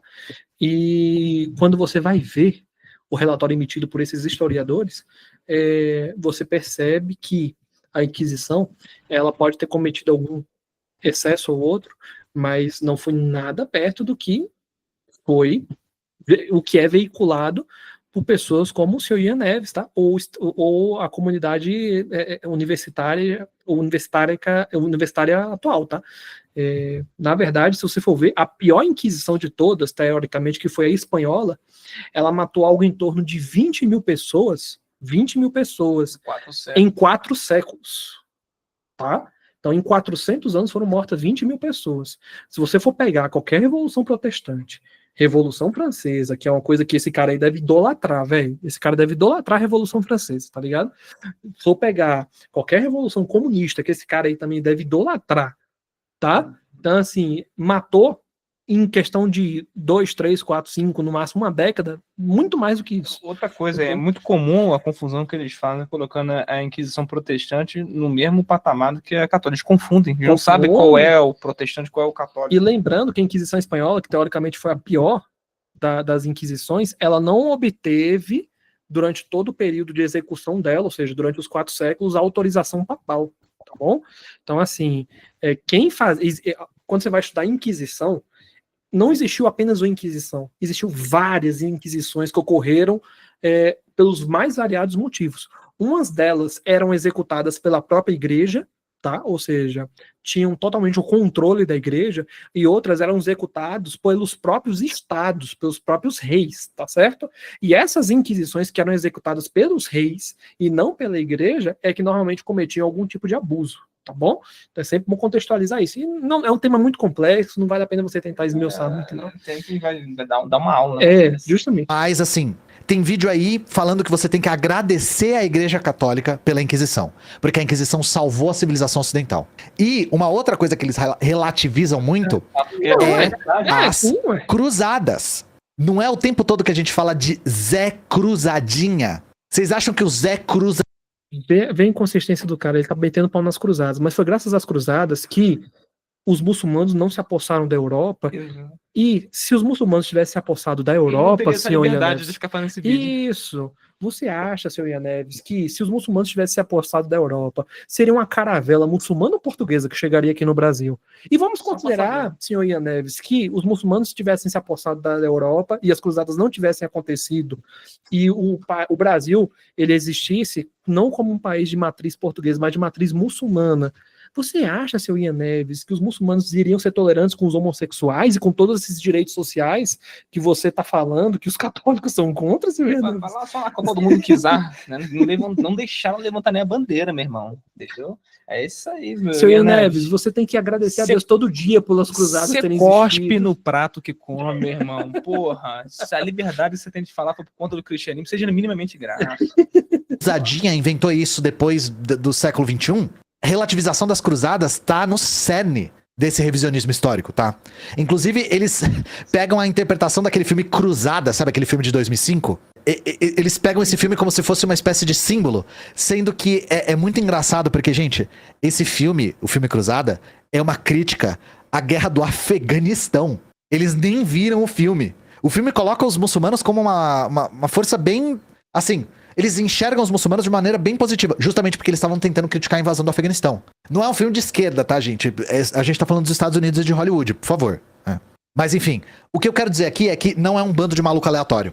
Não é um bando de maluco aleatório. O que esses caras estão querendo fazer é disputar os fiéis da Igreja Católica. Esse vídeo aqui que eu vou mostrar pra vocês, esse aqui não tem como eu dar palco, porque é um vídeo gigantesco. Dá uma olhada. Esse vídeo aqui é um exemplo. O vídeo tem quase 4 milhões de visualizações do PaxTube, porque as cruzadas foram incríveis, na verdade. Isso aqui, esse vocabulário, gente, é vocabulário de vídeo ensaio de YouTube gringo.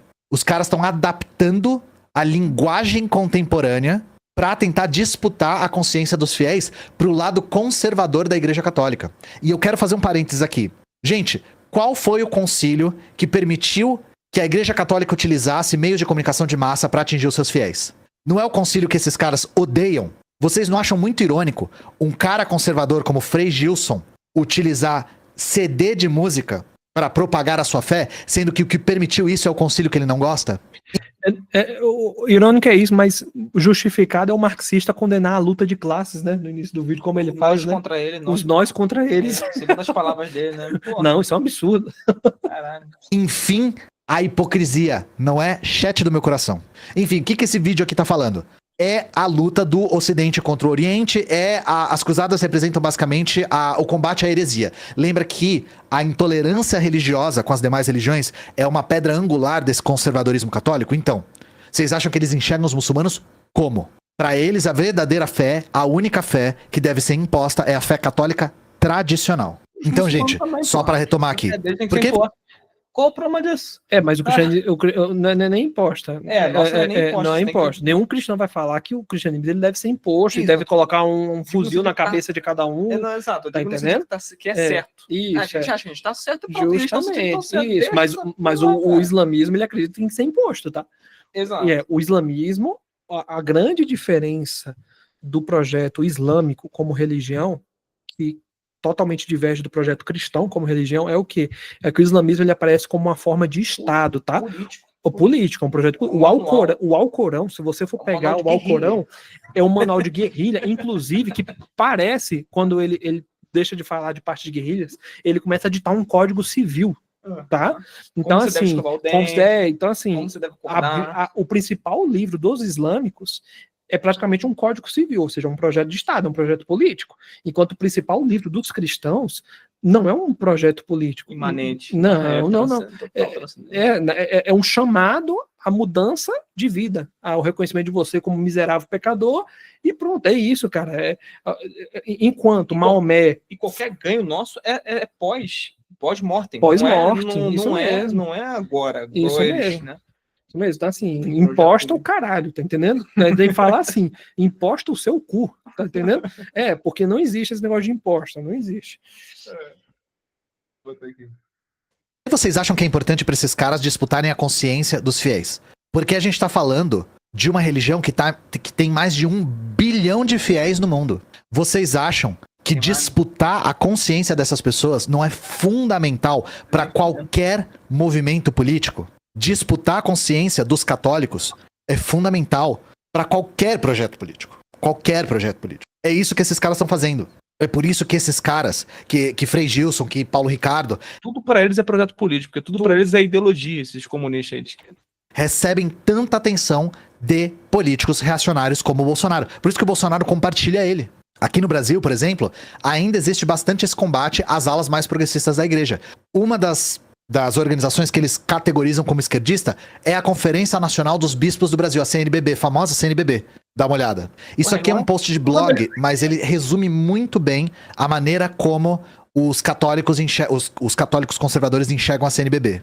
E que fique claro que são católicos combatendo outros católicos, tá? Ó só a foto que eles colocam, gente. A foto é um monte de black bloc botando fogo numa igreja. Eu vou ler uns trechos aqui, ó. De novo, é postagem de blog, mas resume muito bem o ponto de vista deles.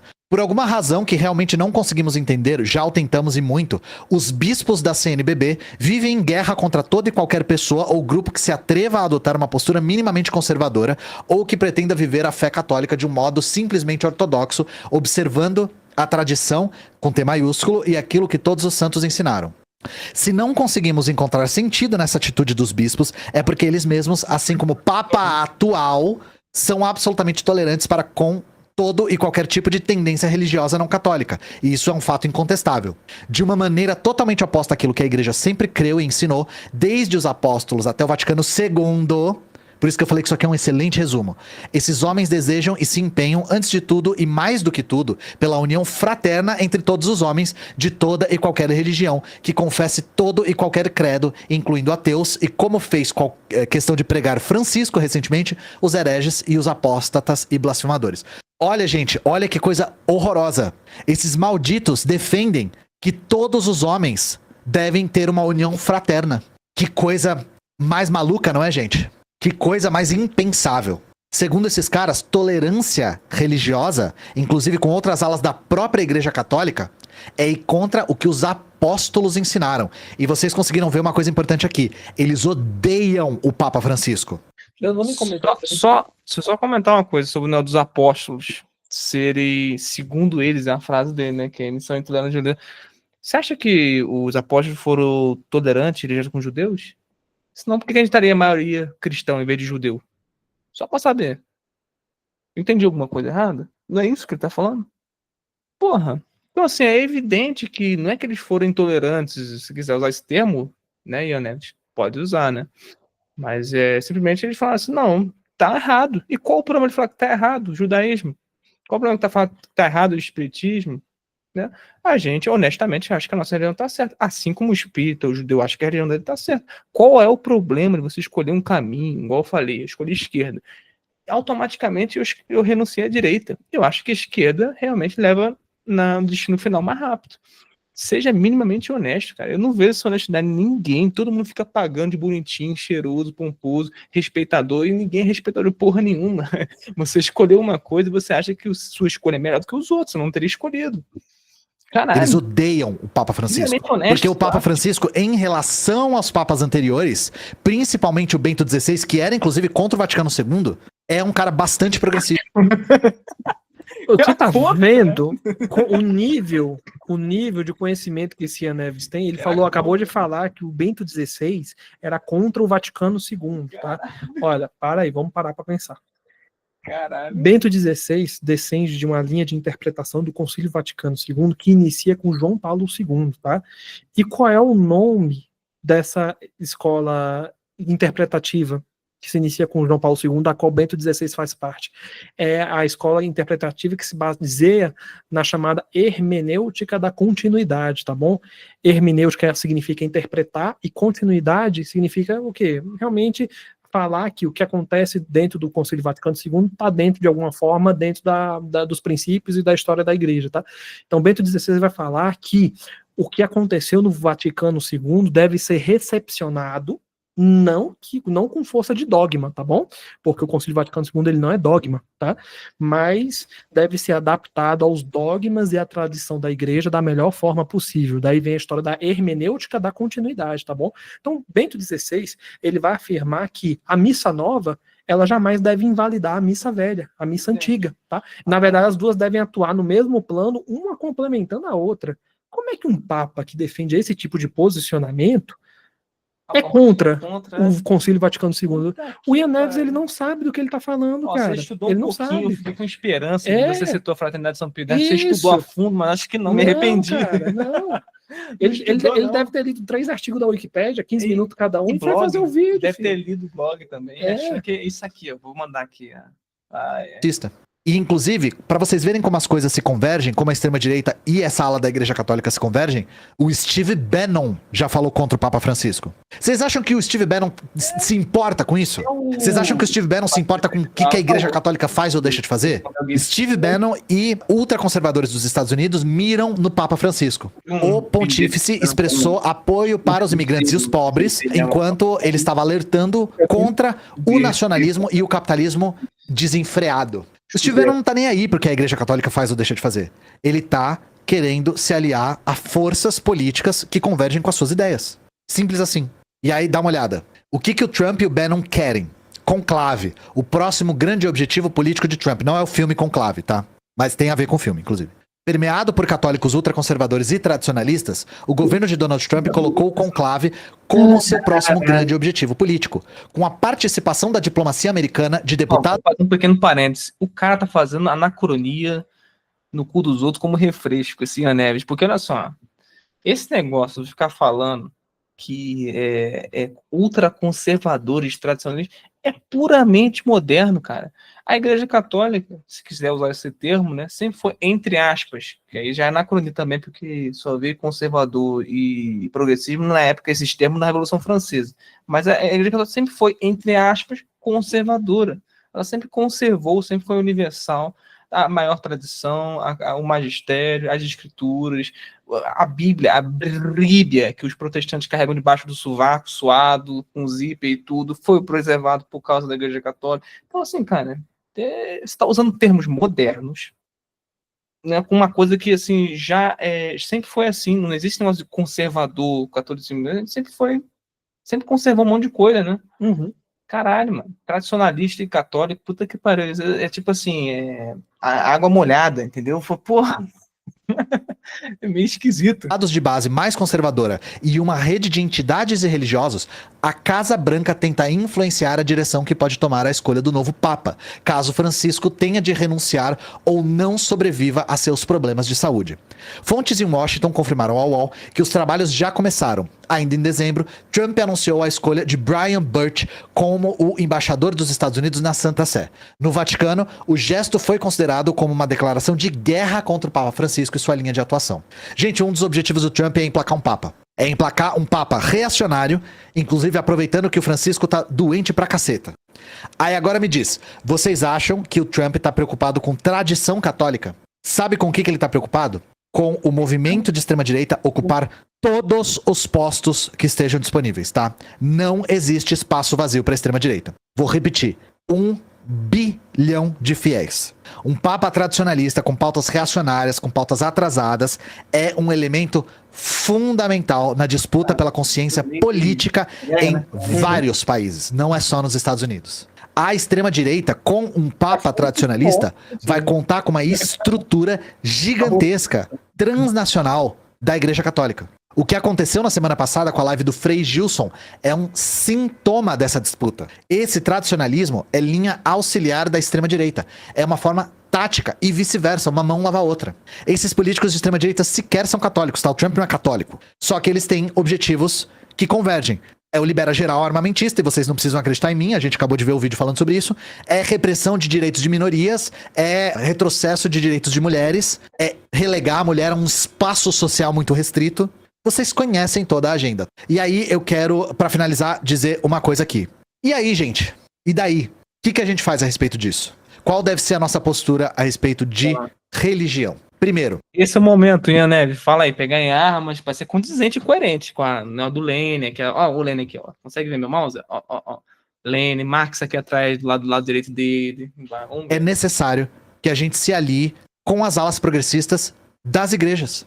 A gente tem que se aliar com as alas progressistas da Igreja Católica. A gente tem que se aliar com as alas progressistas da Igreja evangélica. E sem nunca abdicar de uma coisa que é fundamental para qualquer projeto político de esquerda que se preze: a defesa inegociável do Estado laico. É apenas um Estado laico que vai permitir liberdade de fé para as pessoas. Nenhuma religião pode ser privilegiada. Religião... Você que tá falando é muito absurdo, porque olha só, até onde me corrige, que você é o cara do direito. Até onde eu entendo, Estado laico é a religião predominante que prevalece. No sentido pleno jurídico. Pode me corrigir, tô do lado de um bacharel aqui de direito. Agora, o jeito que ele fala desse Estado laico, que todo mundo usa popularmente, é assim, ausência completa de religião. Quando na verdade não é isso, na verdade. Estado laico, isso é laicismo, não é laicismo. O Estado laico é aquele Estado que não assume para si nenhuma opinião favorável a uma determinada religião, não privilegia nenhuma religião.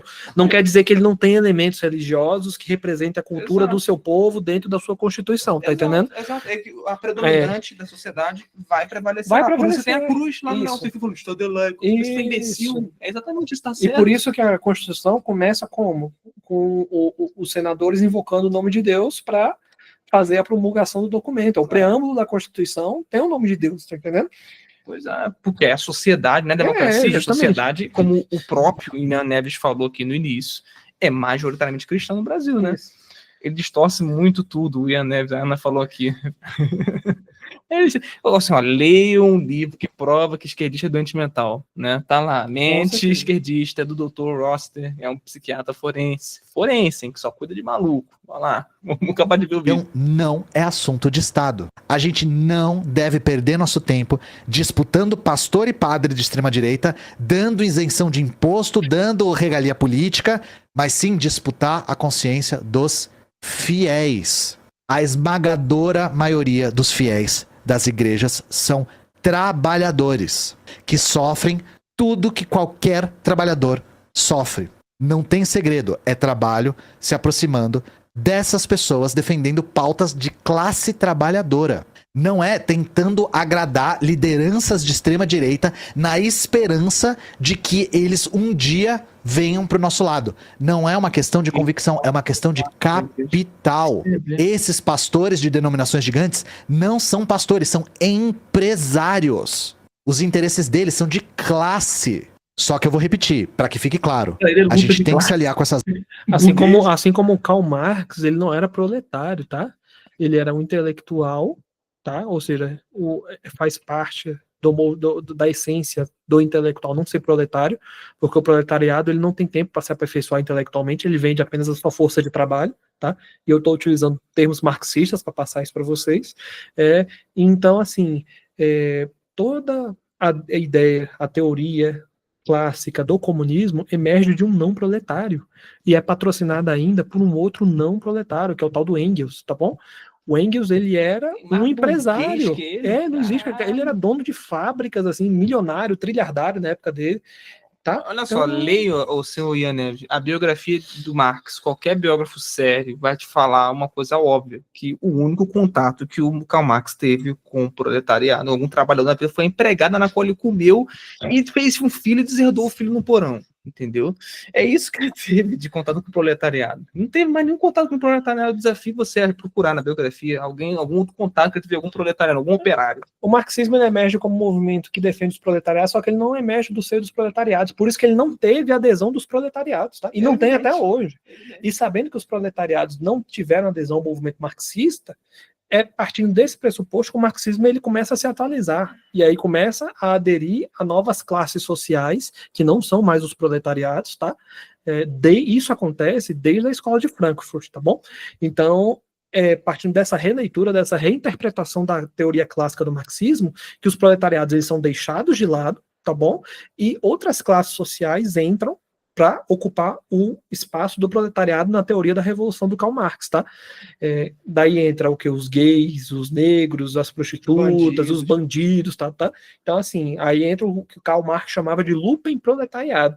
Cara, o marxismo ele mudou tanto, em mais de 100 anos de movimentos, que se o Karl Marx ele tivesse vivo hoje, para ele ver o que o marxismo ele se tornou... É tipo o Lutero ver o que se tornou. Putz, ele que sairia excomungando todo mundo, tá entendendo? Chamando de herege, tá? Porque, assim, é uma coisa totalmente absurda. O marxismo é o único movimento da história que consegue dar um giro de 180 graus em todos os conceitos e propostas que o seu criador idealizou e ainda se chamar pelo mesmo nome. Não existe na história da humanidade nada parecido com o marxismo nesse aspecto. As alas sem nunca recuar na defesa do Estado laico. Sem nunca recuar nessa defesa. A posição de liberdade religiosa é inegociável. Lembra que a gente falou que não existe espaço político vazio? Exatamente. A gente tem que combater o fascismo onde quer que ele esteja, dentro e fora da igreja, e a gente não pode achar que todo fiel de igreja católica ou igreja evangélica é um caso de consciência perdida. Não é. Porque, novamente, a raiz de classe que está dentro dessas denominações, dentro dos fiéis dessas denominações, é intransponível. E isso não é uma coisa que a gente está fazendo de agora, tá? É uma tremenda de uma ingenuidade ignorar o papel que a Igreja Católica tem, político e cultural, em países da América Latina, sobretudo o Brasil. Então o que a gente tem que fazer é escancarar a questão de classes, tá? Escancarar. Mas como faz isso se eles acreditam que o Estado tem que ser pautado na religião deles? Os fiéis nem sempre acreditam que o Estado tem que ser pautado na religião deles. Eu acabei de falar sobre o Vaticano II e como o Vaticano II defende que as pessoas têm o direito de professar a sua fé, mesmo se ela não for católica. Belezinha? Muitos fiéis são contra o porte de arma e votaram no Bolsonaro. Muitos fiéis são contra o divórcio e votaram no Bolsonaro. Como funciona a religião em países socialistas atuais? Eu não sei em todos, mas, por exemplo, na União Soviética, a primeira coisa que eles fizeram foi purgar todos os elementos da Igreja Ortodoxa de dentro do Estado. E eles começaram a cobrar imposto das igrejas. Boa parte dos principais líderes da Igreja Ortodoxa se aliaram com as forças do czar e com o Exército Branco. Então eles foram presos, perseguidos, expulsos, não por serem padres, mas por serem aliados políticos de forças reacionárias. Aí, frequentemente, isso é distorcido como intolerância religiosa. E tem gente que acredita que as políticas de propaganda dos bolcheviques eram muito radicais, porque eles defendiam um ateísmo militante. O ateísmo era muito encorajado na sociedade soviética, mas isso é porque a gente vive num mundo que tem o Estado laico, pelo menos formal, garantido na Constituição há muito tempo. A gente não sabe, ou pelo menos a gente não se atenta a como era viver num mundo no qual a separação entre igreja e Estado não era garantida pela Constituição. Os bolcheviques viviam num mundo no qual a Igreja Ortodoxa influenciava nas políticas do Estado e isso era explícito. Então é por isso que eles tinham esse ateísmo militante. Eles viviam em outra realidade, gente. A maneira como a Igreja Ortodoxa se imbrica. Interessante que para ele tem contexto no que os soviéticos fazem. Agora, para a gente passa o contexto, entendeu? Aí para ele pode ter contexto, para a gente não. Cava com a estrutura política do czarismo era muito mais... A gente não sabia onde uma começava e outra terminava. Então, os bolcheviques eram ateus militantes por conta disso. O impacto que a Igreja Ortodoxa tinha na sociedade deles era muito mais profundo. E muda muito de sociedade para sociedade, tá, gente? Na Coreia Popular, o ateísmo é, digamos assim, a identificação mais comum. Só que em Cuba, acho que quase 70% da população é católica. Depende. Formações culturais diferentes. Cuba foi uma colônia espanhola que era uma potência colonizadora, uma potência imperial católica. O catolicismo era fundamental para a manutenção dos impérios português e espanhol. Por isso que é tão frequente essa profissão de fé na América Latina. Por isso que a formação... O catolicismo era tão importante para a manutenção do Império Português e Espanhol que o Império Português e Espanhol morreu e o catolicismo continua aí. Então, se ele era tão fundamental, porque os dois impérios morreram. Verdade. Tá entendendo? Então, assim, é uma falácia lógica, é o que a gente chama no campo da retórica de argumento não sequitur, tá? É um argumento que ele elenca determinadas proposições e depois oferece uma conclusão que não deriva dessas proposições que ele elencou, tá? A visão religiosa e cultural dos Estados Unidos, por exemplo, é muito distinta. A filosofia marxista não é ateia? O que significa uma filosofia ser ateia? Sabe por quê? Porque ateu tem a ver com crença. E a filosofia marxista ela não está muito preocupada com o que as pessoas acreditam ou não. Ela está preocupada com uma análise material da realidade. E o que a filosofia marxista analisa a respeito da religião é que, tendencialmente, numa sociedade comunista, a religião tende a se tornar marginal. Ela tende a ficar cada vez menos frequente, menos praticada. E os países socialistas apresentaram essa tendência, de fato. Agora, a filosofia é ateia? Acho que isso não é... Os países comunistas adotaram essa tendência da religião ser menos praticada devido a essa tendência de não se praticar religião emergir de maneira natural e orgânica das pessoas, tá? Ou devido a todos os movimentos comunistas perseguirem, matarem, proibirem, dilacerarem cristãos e demais praticantes de religião que não condizissem com a filosofia e a estrutura do movimento. Tá entendendo? Então, assim, o cristianismo naturalmente diminui nesses lugares é porque o Estado reprime, porra. Não é porque o ser humano, devido a viver num Estado comunista, sente menos necessidade de Deus, tá bom? Não é nenhum adjetivo que cabe a qualquer filosofia, sabe? Bom, gente, eu vou dar os recados finais aqui. Se você quiser contribuir com o canal, todos os recursos estão indo para melhorar tanto as qualidades técnicas quanto a frequência dos vídeos. Então, a melhor maneira de apoiar é apoia.se/História Pública. Para finalizar, ainda pedindo capital, né, seu Ian? Então, não, eu acho, inclusive, que ele falou aqui que todos os recursos são destinados para melhorar a qualidade técnica dos vídeos. Eu acho que, inclusive, eu encorajo a todos os 400 mil seguidores do seu Ian Neves a contribuir, porque tá faltando contribuição, porque a qualidade tá uma merda, tá entendendo? Tá muito ruim, de conteúdo, tá muito ruim, cara, tá muito ruim, assim, a quantidade de contradições aqui que foi apontada é absurda. Pra ver se estuda os livros dele, né? Comprar um livro de igreja católica também, que não tá entendendo história da igreja, né? Pois bem, pessoal, o react foi esse aí. Vocês estão aí, estão vivos aí no chat? Então, mas só que meio parado. Tá meio parado? Porque assim, cara, esse cabo aí já é chovendo molhado, tá entendendo? Não tem nada de novo abaixo do sol, não, com esses cabos, não. Então é meio que... Pois é, a gente decidiu reagir. Primeiro que eu nunca assisti, nunca conheci esse cara, tô conhecendo agora, né? E aí era uma forma diferente da gente também passar essas aulas aqui para vocês, né? Para vocês entenderem a mentalidade da oposição também, né? Para ver como é que as pessoas que não têm o mesmo princípio que a gente reagem, né? Com certeza. Cara, e ele ficou com raiva por causa daquele rapaz, né? O Frei Gilson, né? E aquele bicho tá sendo a tendência em todo canto, inclusive aqui. Tem gente que faz isso, não sabe? Muita gente, assim, eu não acordo, eu sou católico, mas, tipo assim, eu acordar 4 da manhã pra rezar, não, né? Assim, eu rezo o texto na hora de dormir, né? Mas realmente tem muita gente fazendo isso.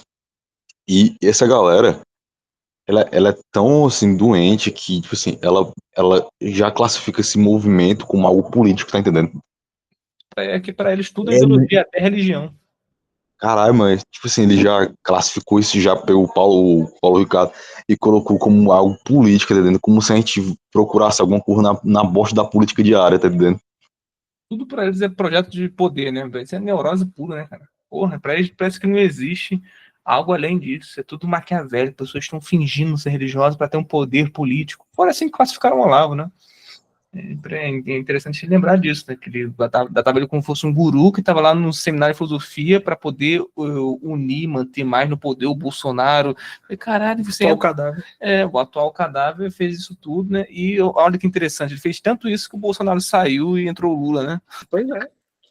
Tu vê como que todo mundo que tá lá no seminário de filosofia sabe que o cara não fica preocupado em fazer um projeto de sociedade perfeita para manter o Bolsonaro não tá nem aí para isso ele. Inclusive ele descia. Sendo que assim, o Bolsonaro tá longe de ser católico, né? Exato, foi aquilo que a gente falou aqui, acho que você não chegou nessa hora, né? O cara que o Bolsonaro de mulher, o cara troca de mulher toda vez que fica velho, ele troca como se fosse de cueca, entendeu? A mulher. Aí tá na missa, depois vai pro culto, aí depois faz um negócio, depois faz outro. Assim, tá longe de ser, tipo assim, mas eu acho que a figura Bolsonaro é o católico, tido como católico tradicional, tá entendendo? Tipo assim, eu acho assim, ele comparado com muita gente, eu acho ele uma moça, tá entendendo?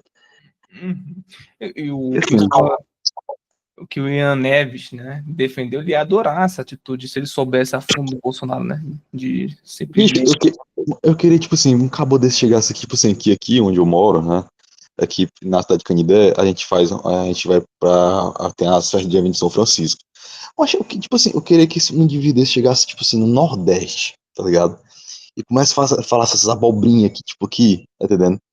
Meu irmão, se ele acha, sei lá, o Bolsonaro, outros cabos de extremista, mas se ele chegasse aqui, eu acho que ele endoidava, tá entendendo, macho?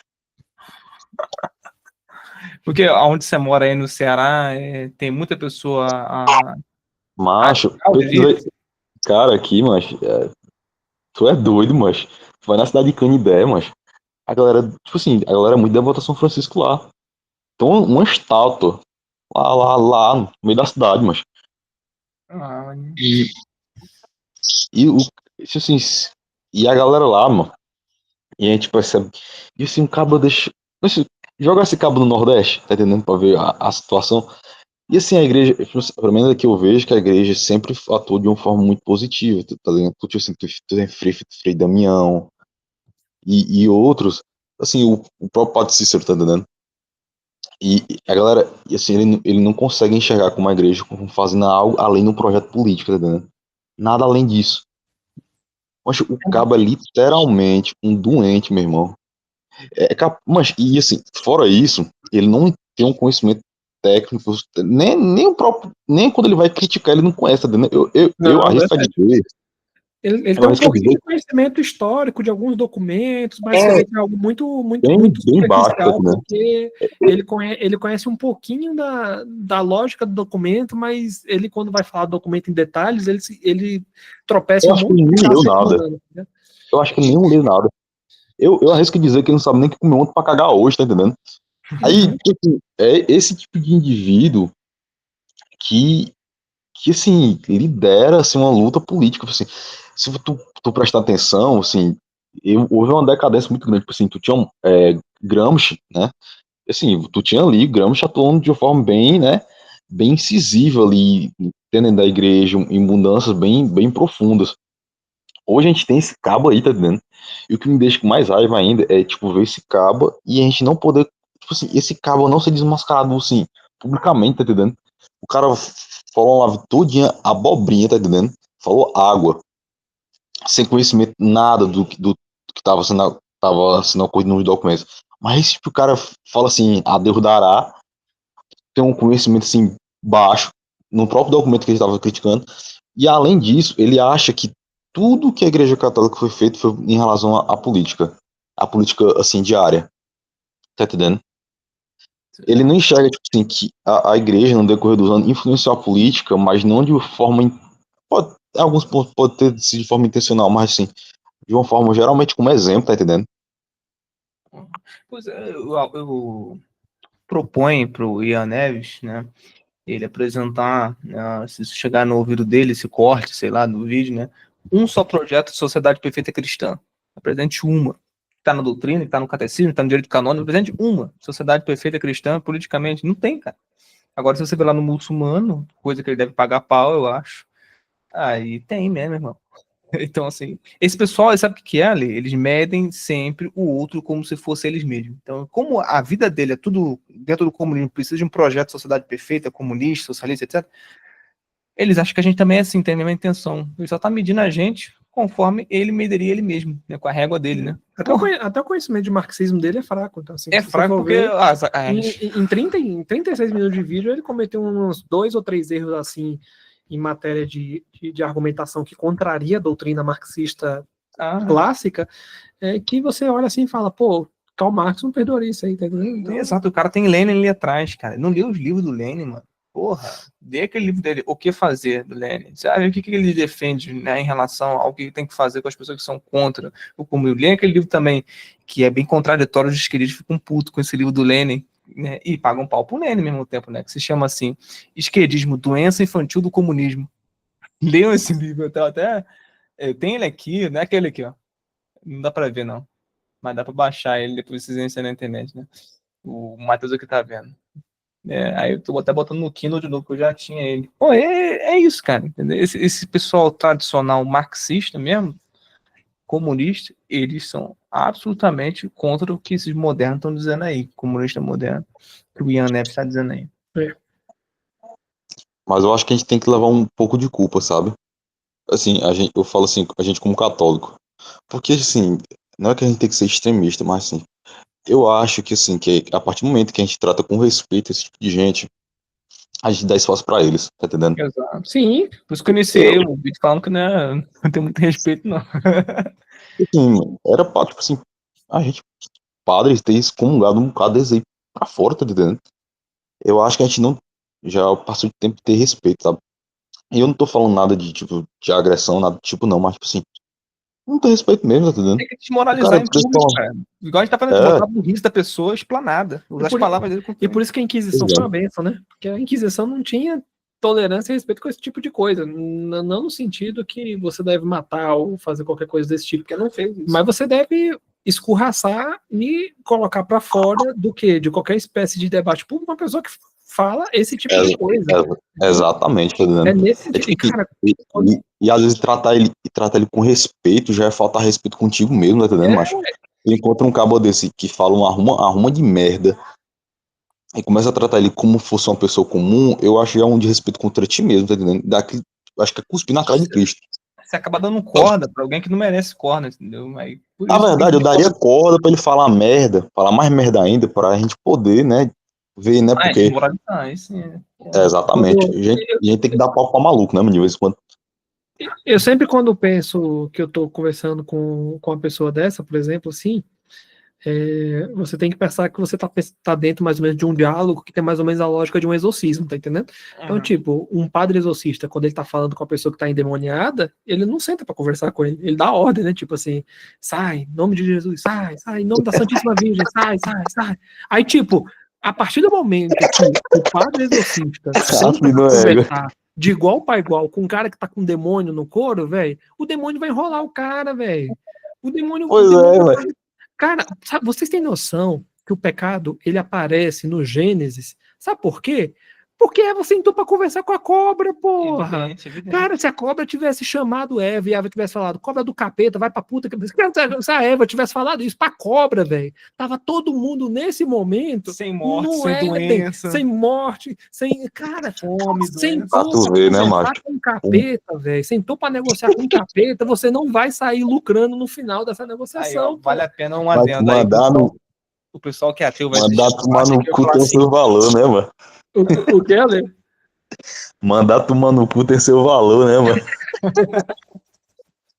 Ó, vale um adendo que o pessoal vai assistir isso aqui, né? Ateu, sei lá o que não é católico, vai pensar assim, então tem que agir dessa forma com as pessoas. A atitude da pessoa tem que ser condenada, entendeu? Porque a pessoa vai assistir isso e vai pensar assim, não, que tudo que é contra eles acha que é do demônio. Não é isso. É porque a atitude da pessoa é diabólica. Por exemplo, do querer, por exemplo, um projeto de sociedade perfeita, um jardim de Éden sem ter. A proposta do comunismo na prática é isso aí, cacete. Isso é diabólico, cacete. Claro que não vai existir isso. É uma mentira que você está contando coletivamente. Então, cara, mas assim, é porque assim, mas falando sério, assim, agora eu falo assim da pessoa.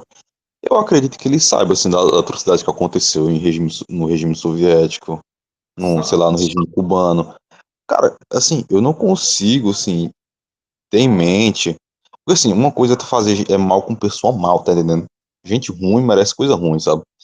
Agora, assim, tu pegar, sei lá, um livro que me chocou bastante, inclusive me fez pensar muita coisa, foi aquele livro chamado Arquipélago Gulag. Cara, acho que foi um dos livros mais pesados. O cara era oficial de artilharia do Exército Vermelho, eu não lembro muito bem, faz tempo que eu tinha lido.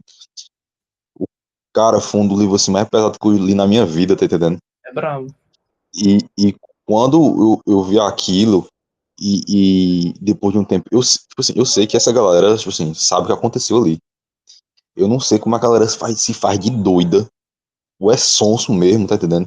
Eu não sei se faz de doido. Mentira. Não, cara, não tem como ele achar, macho.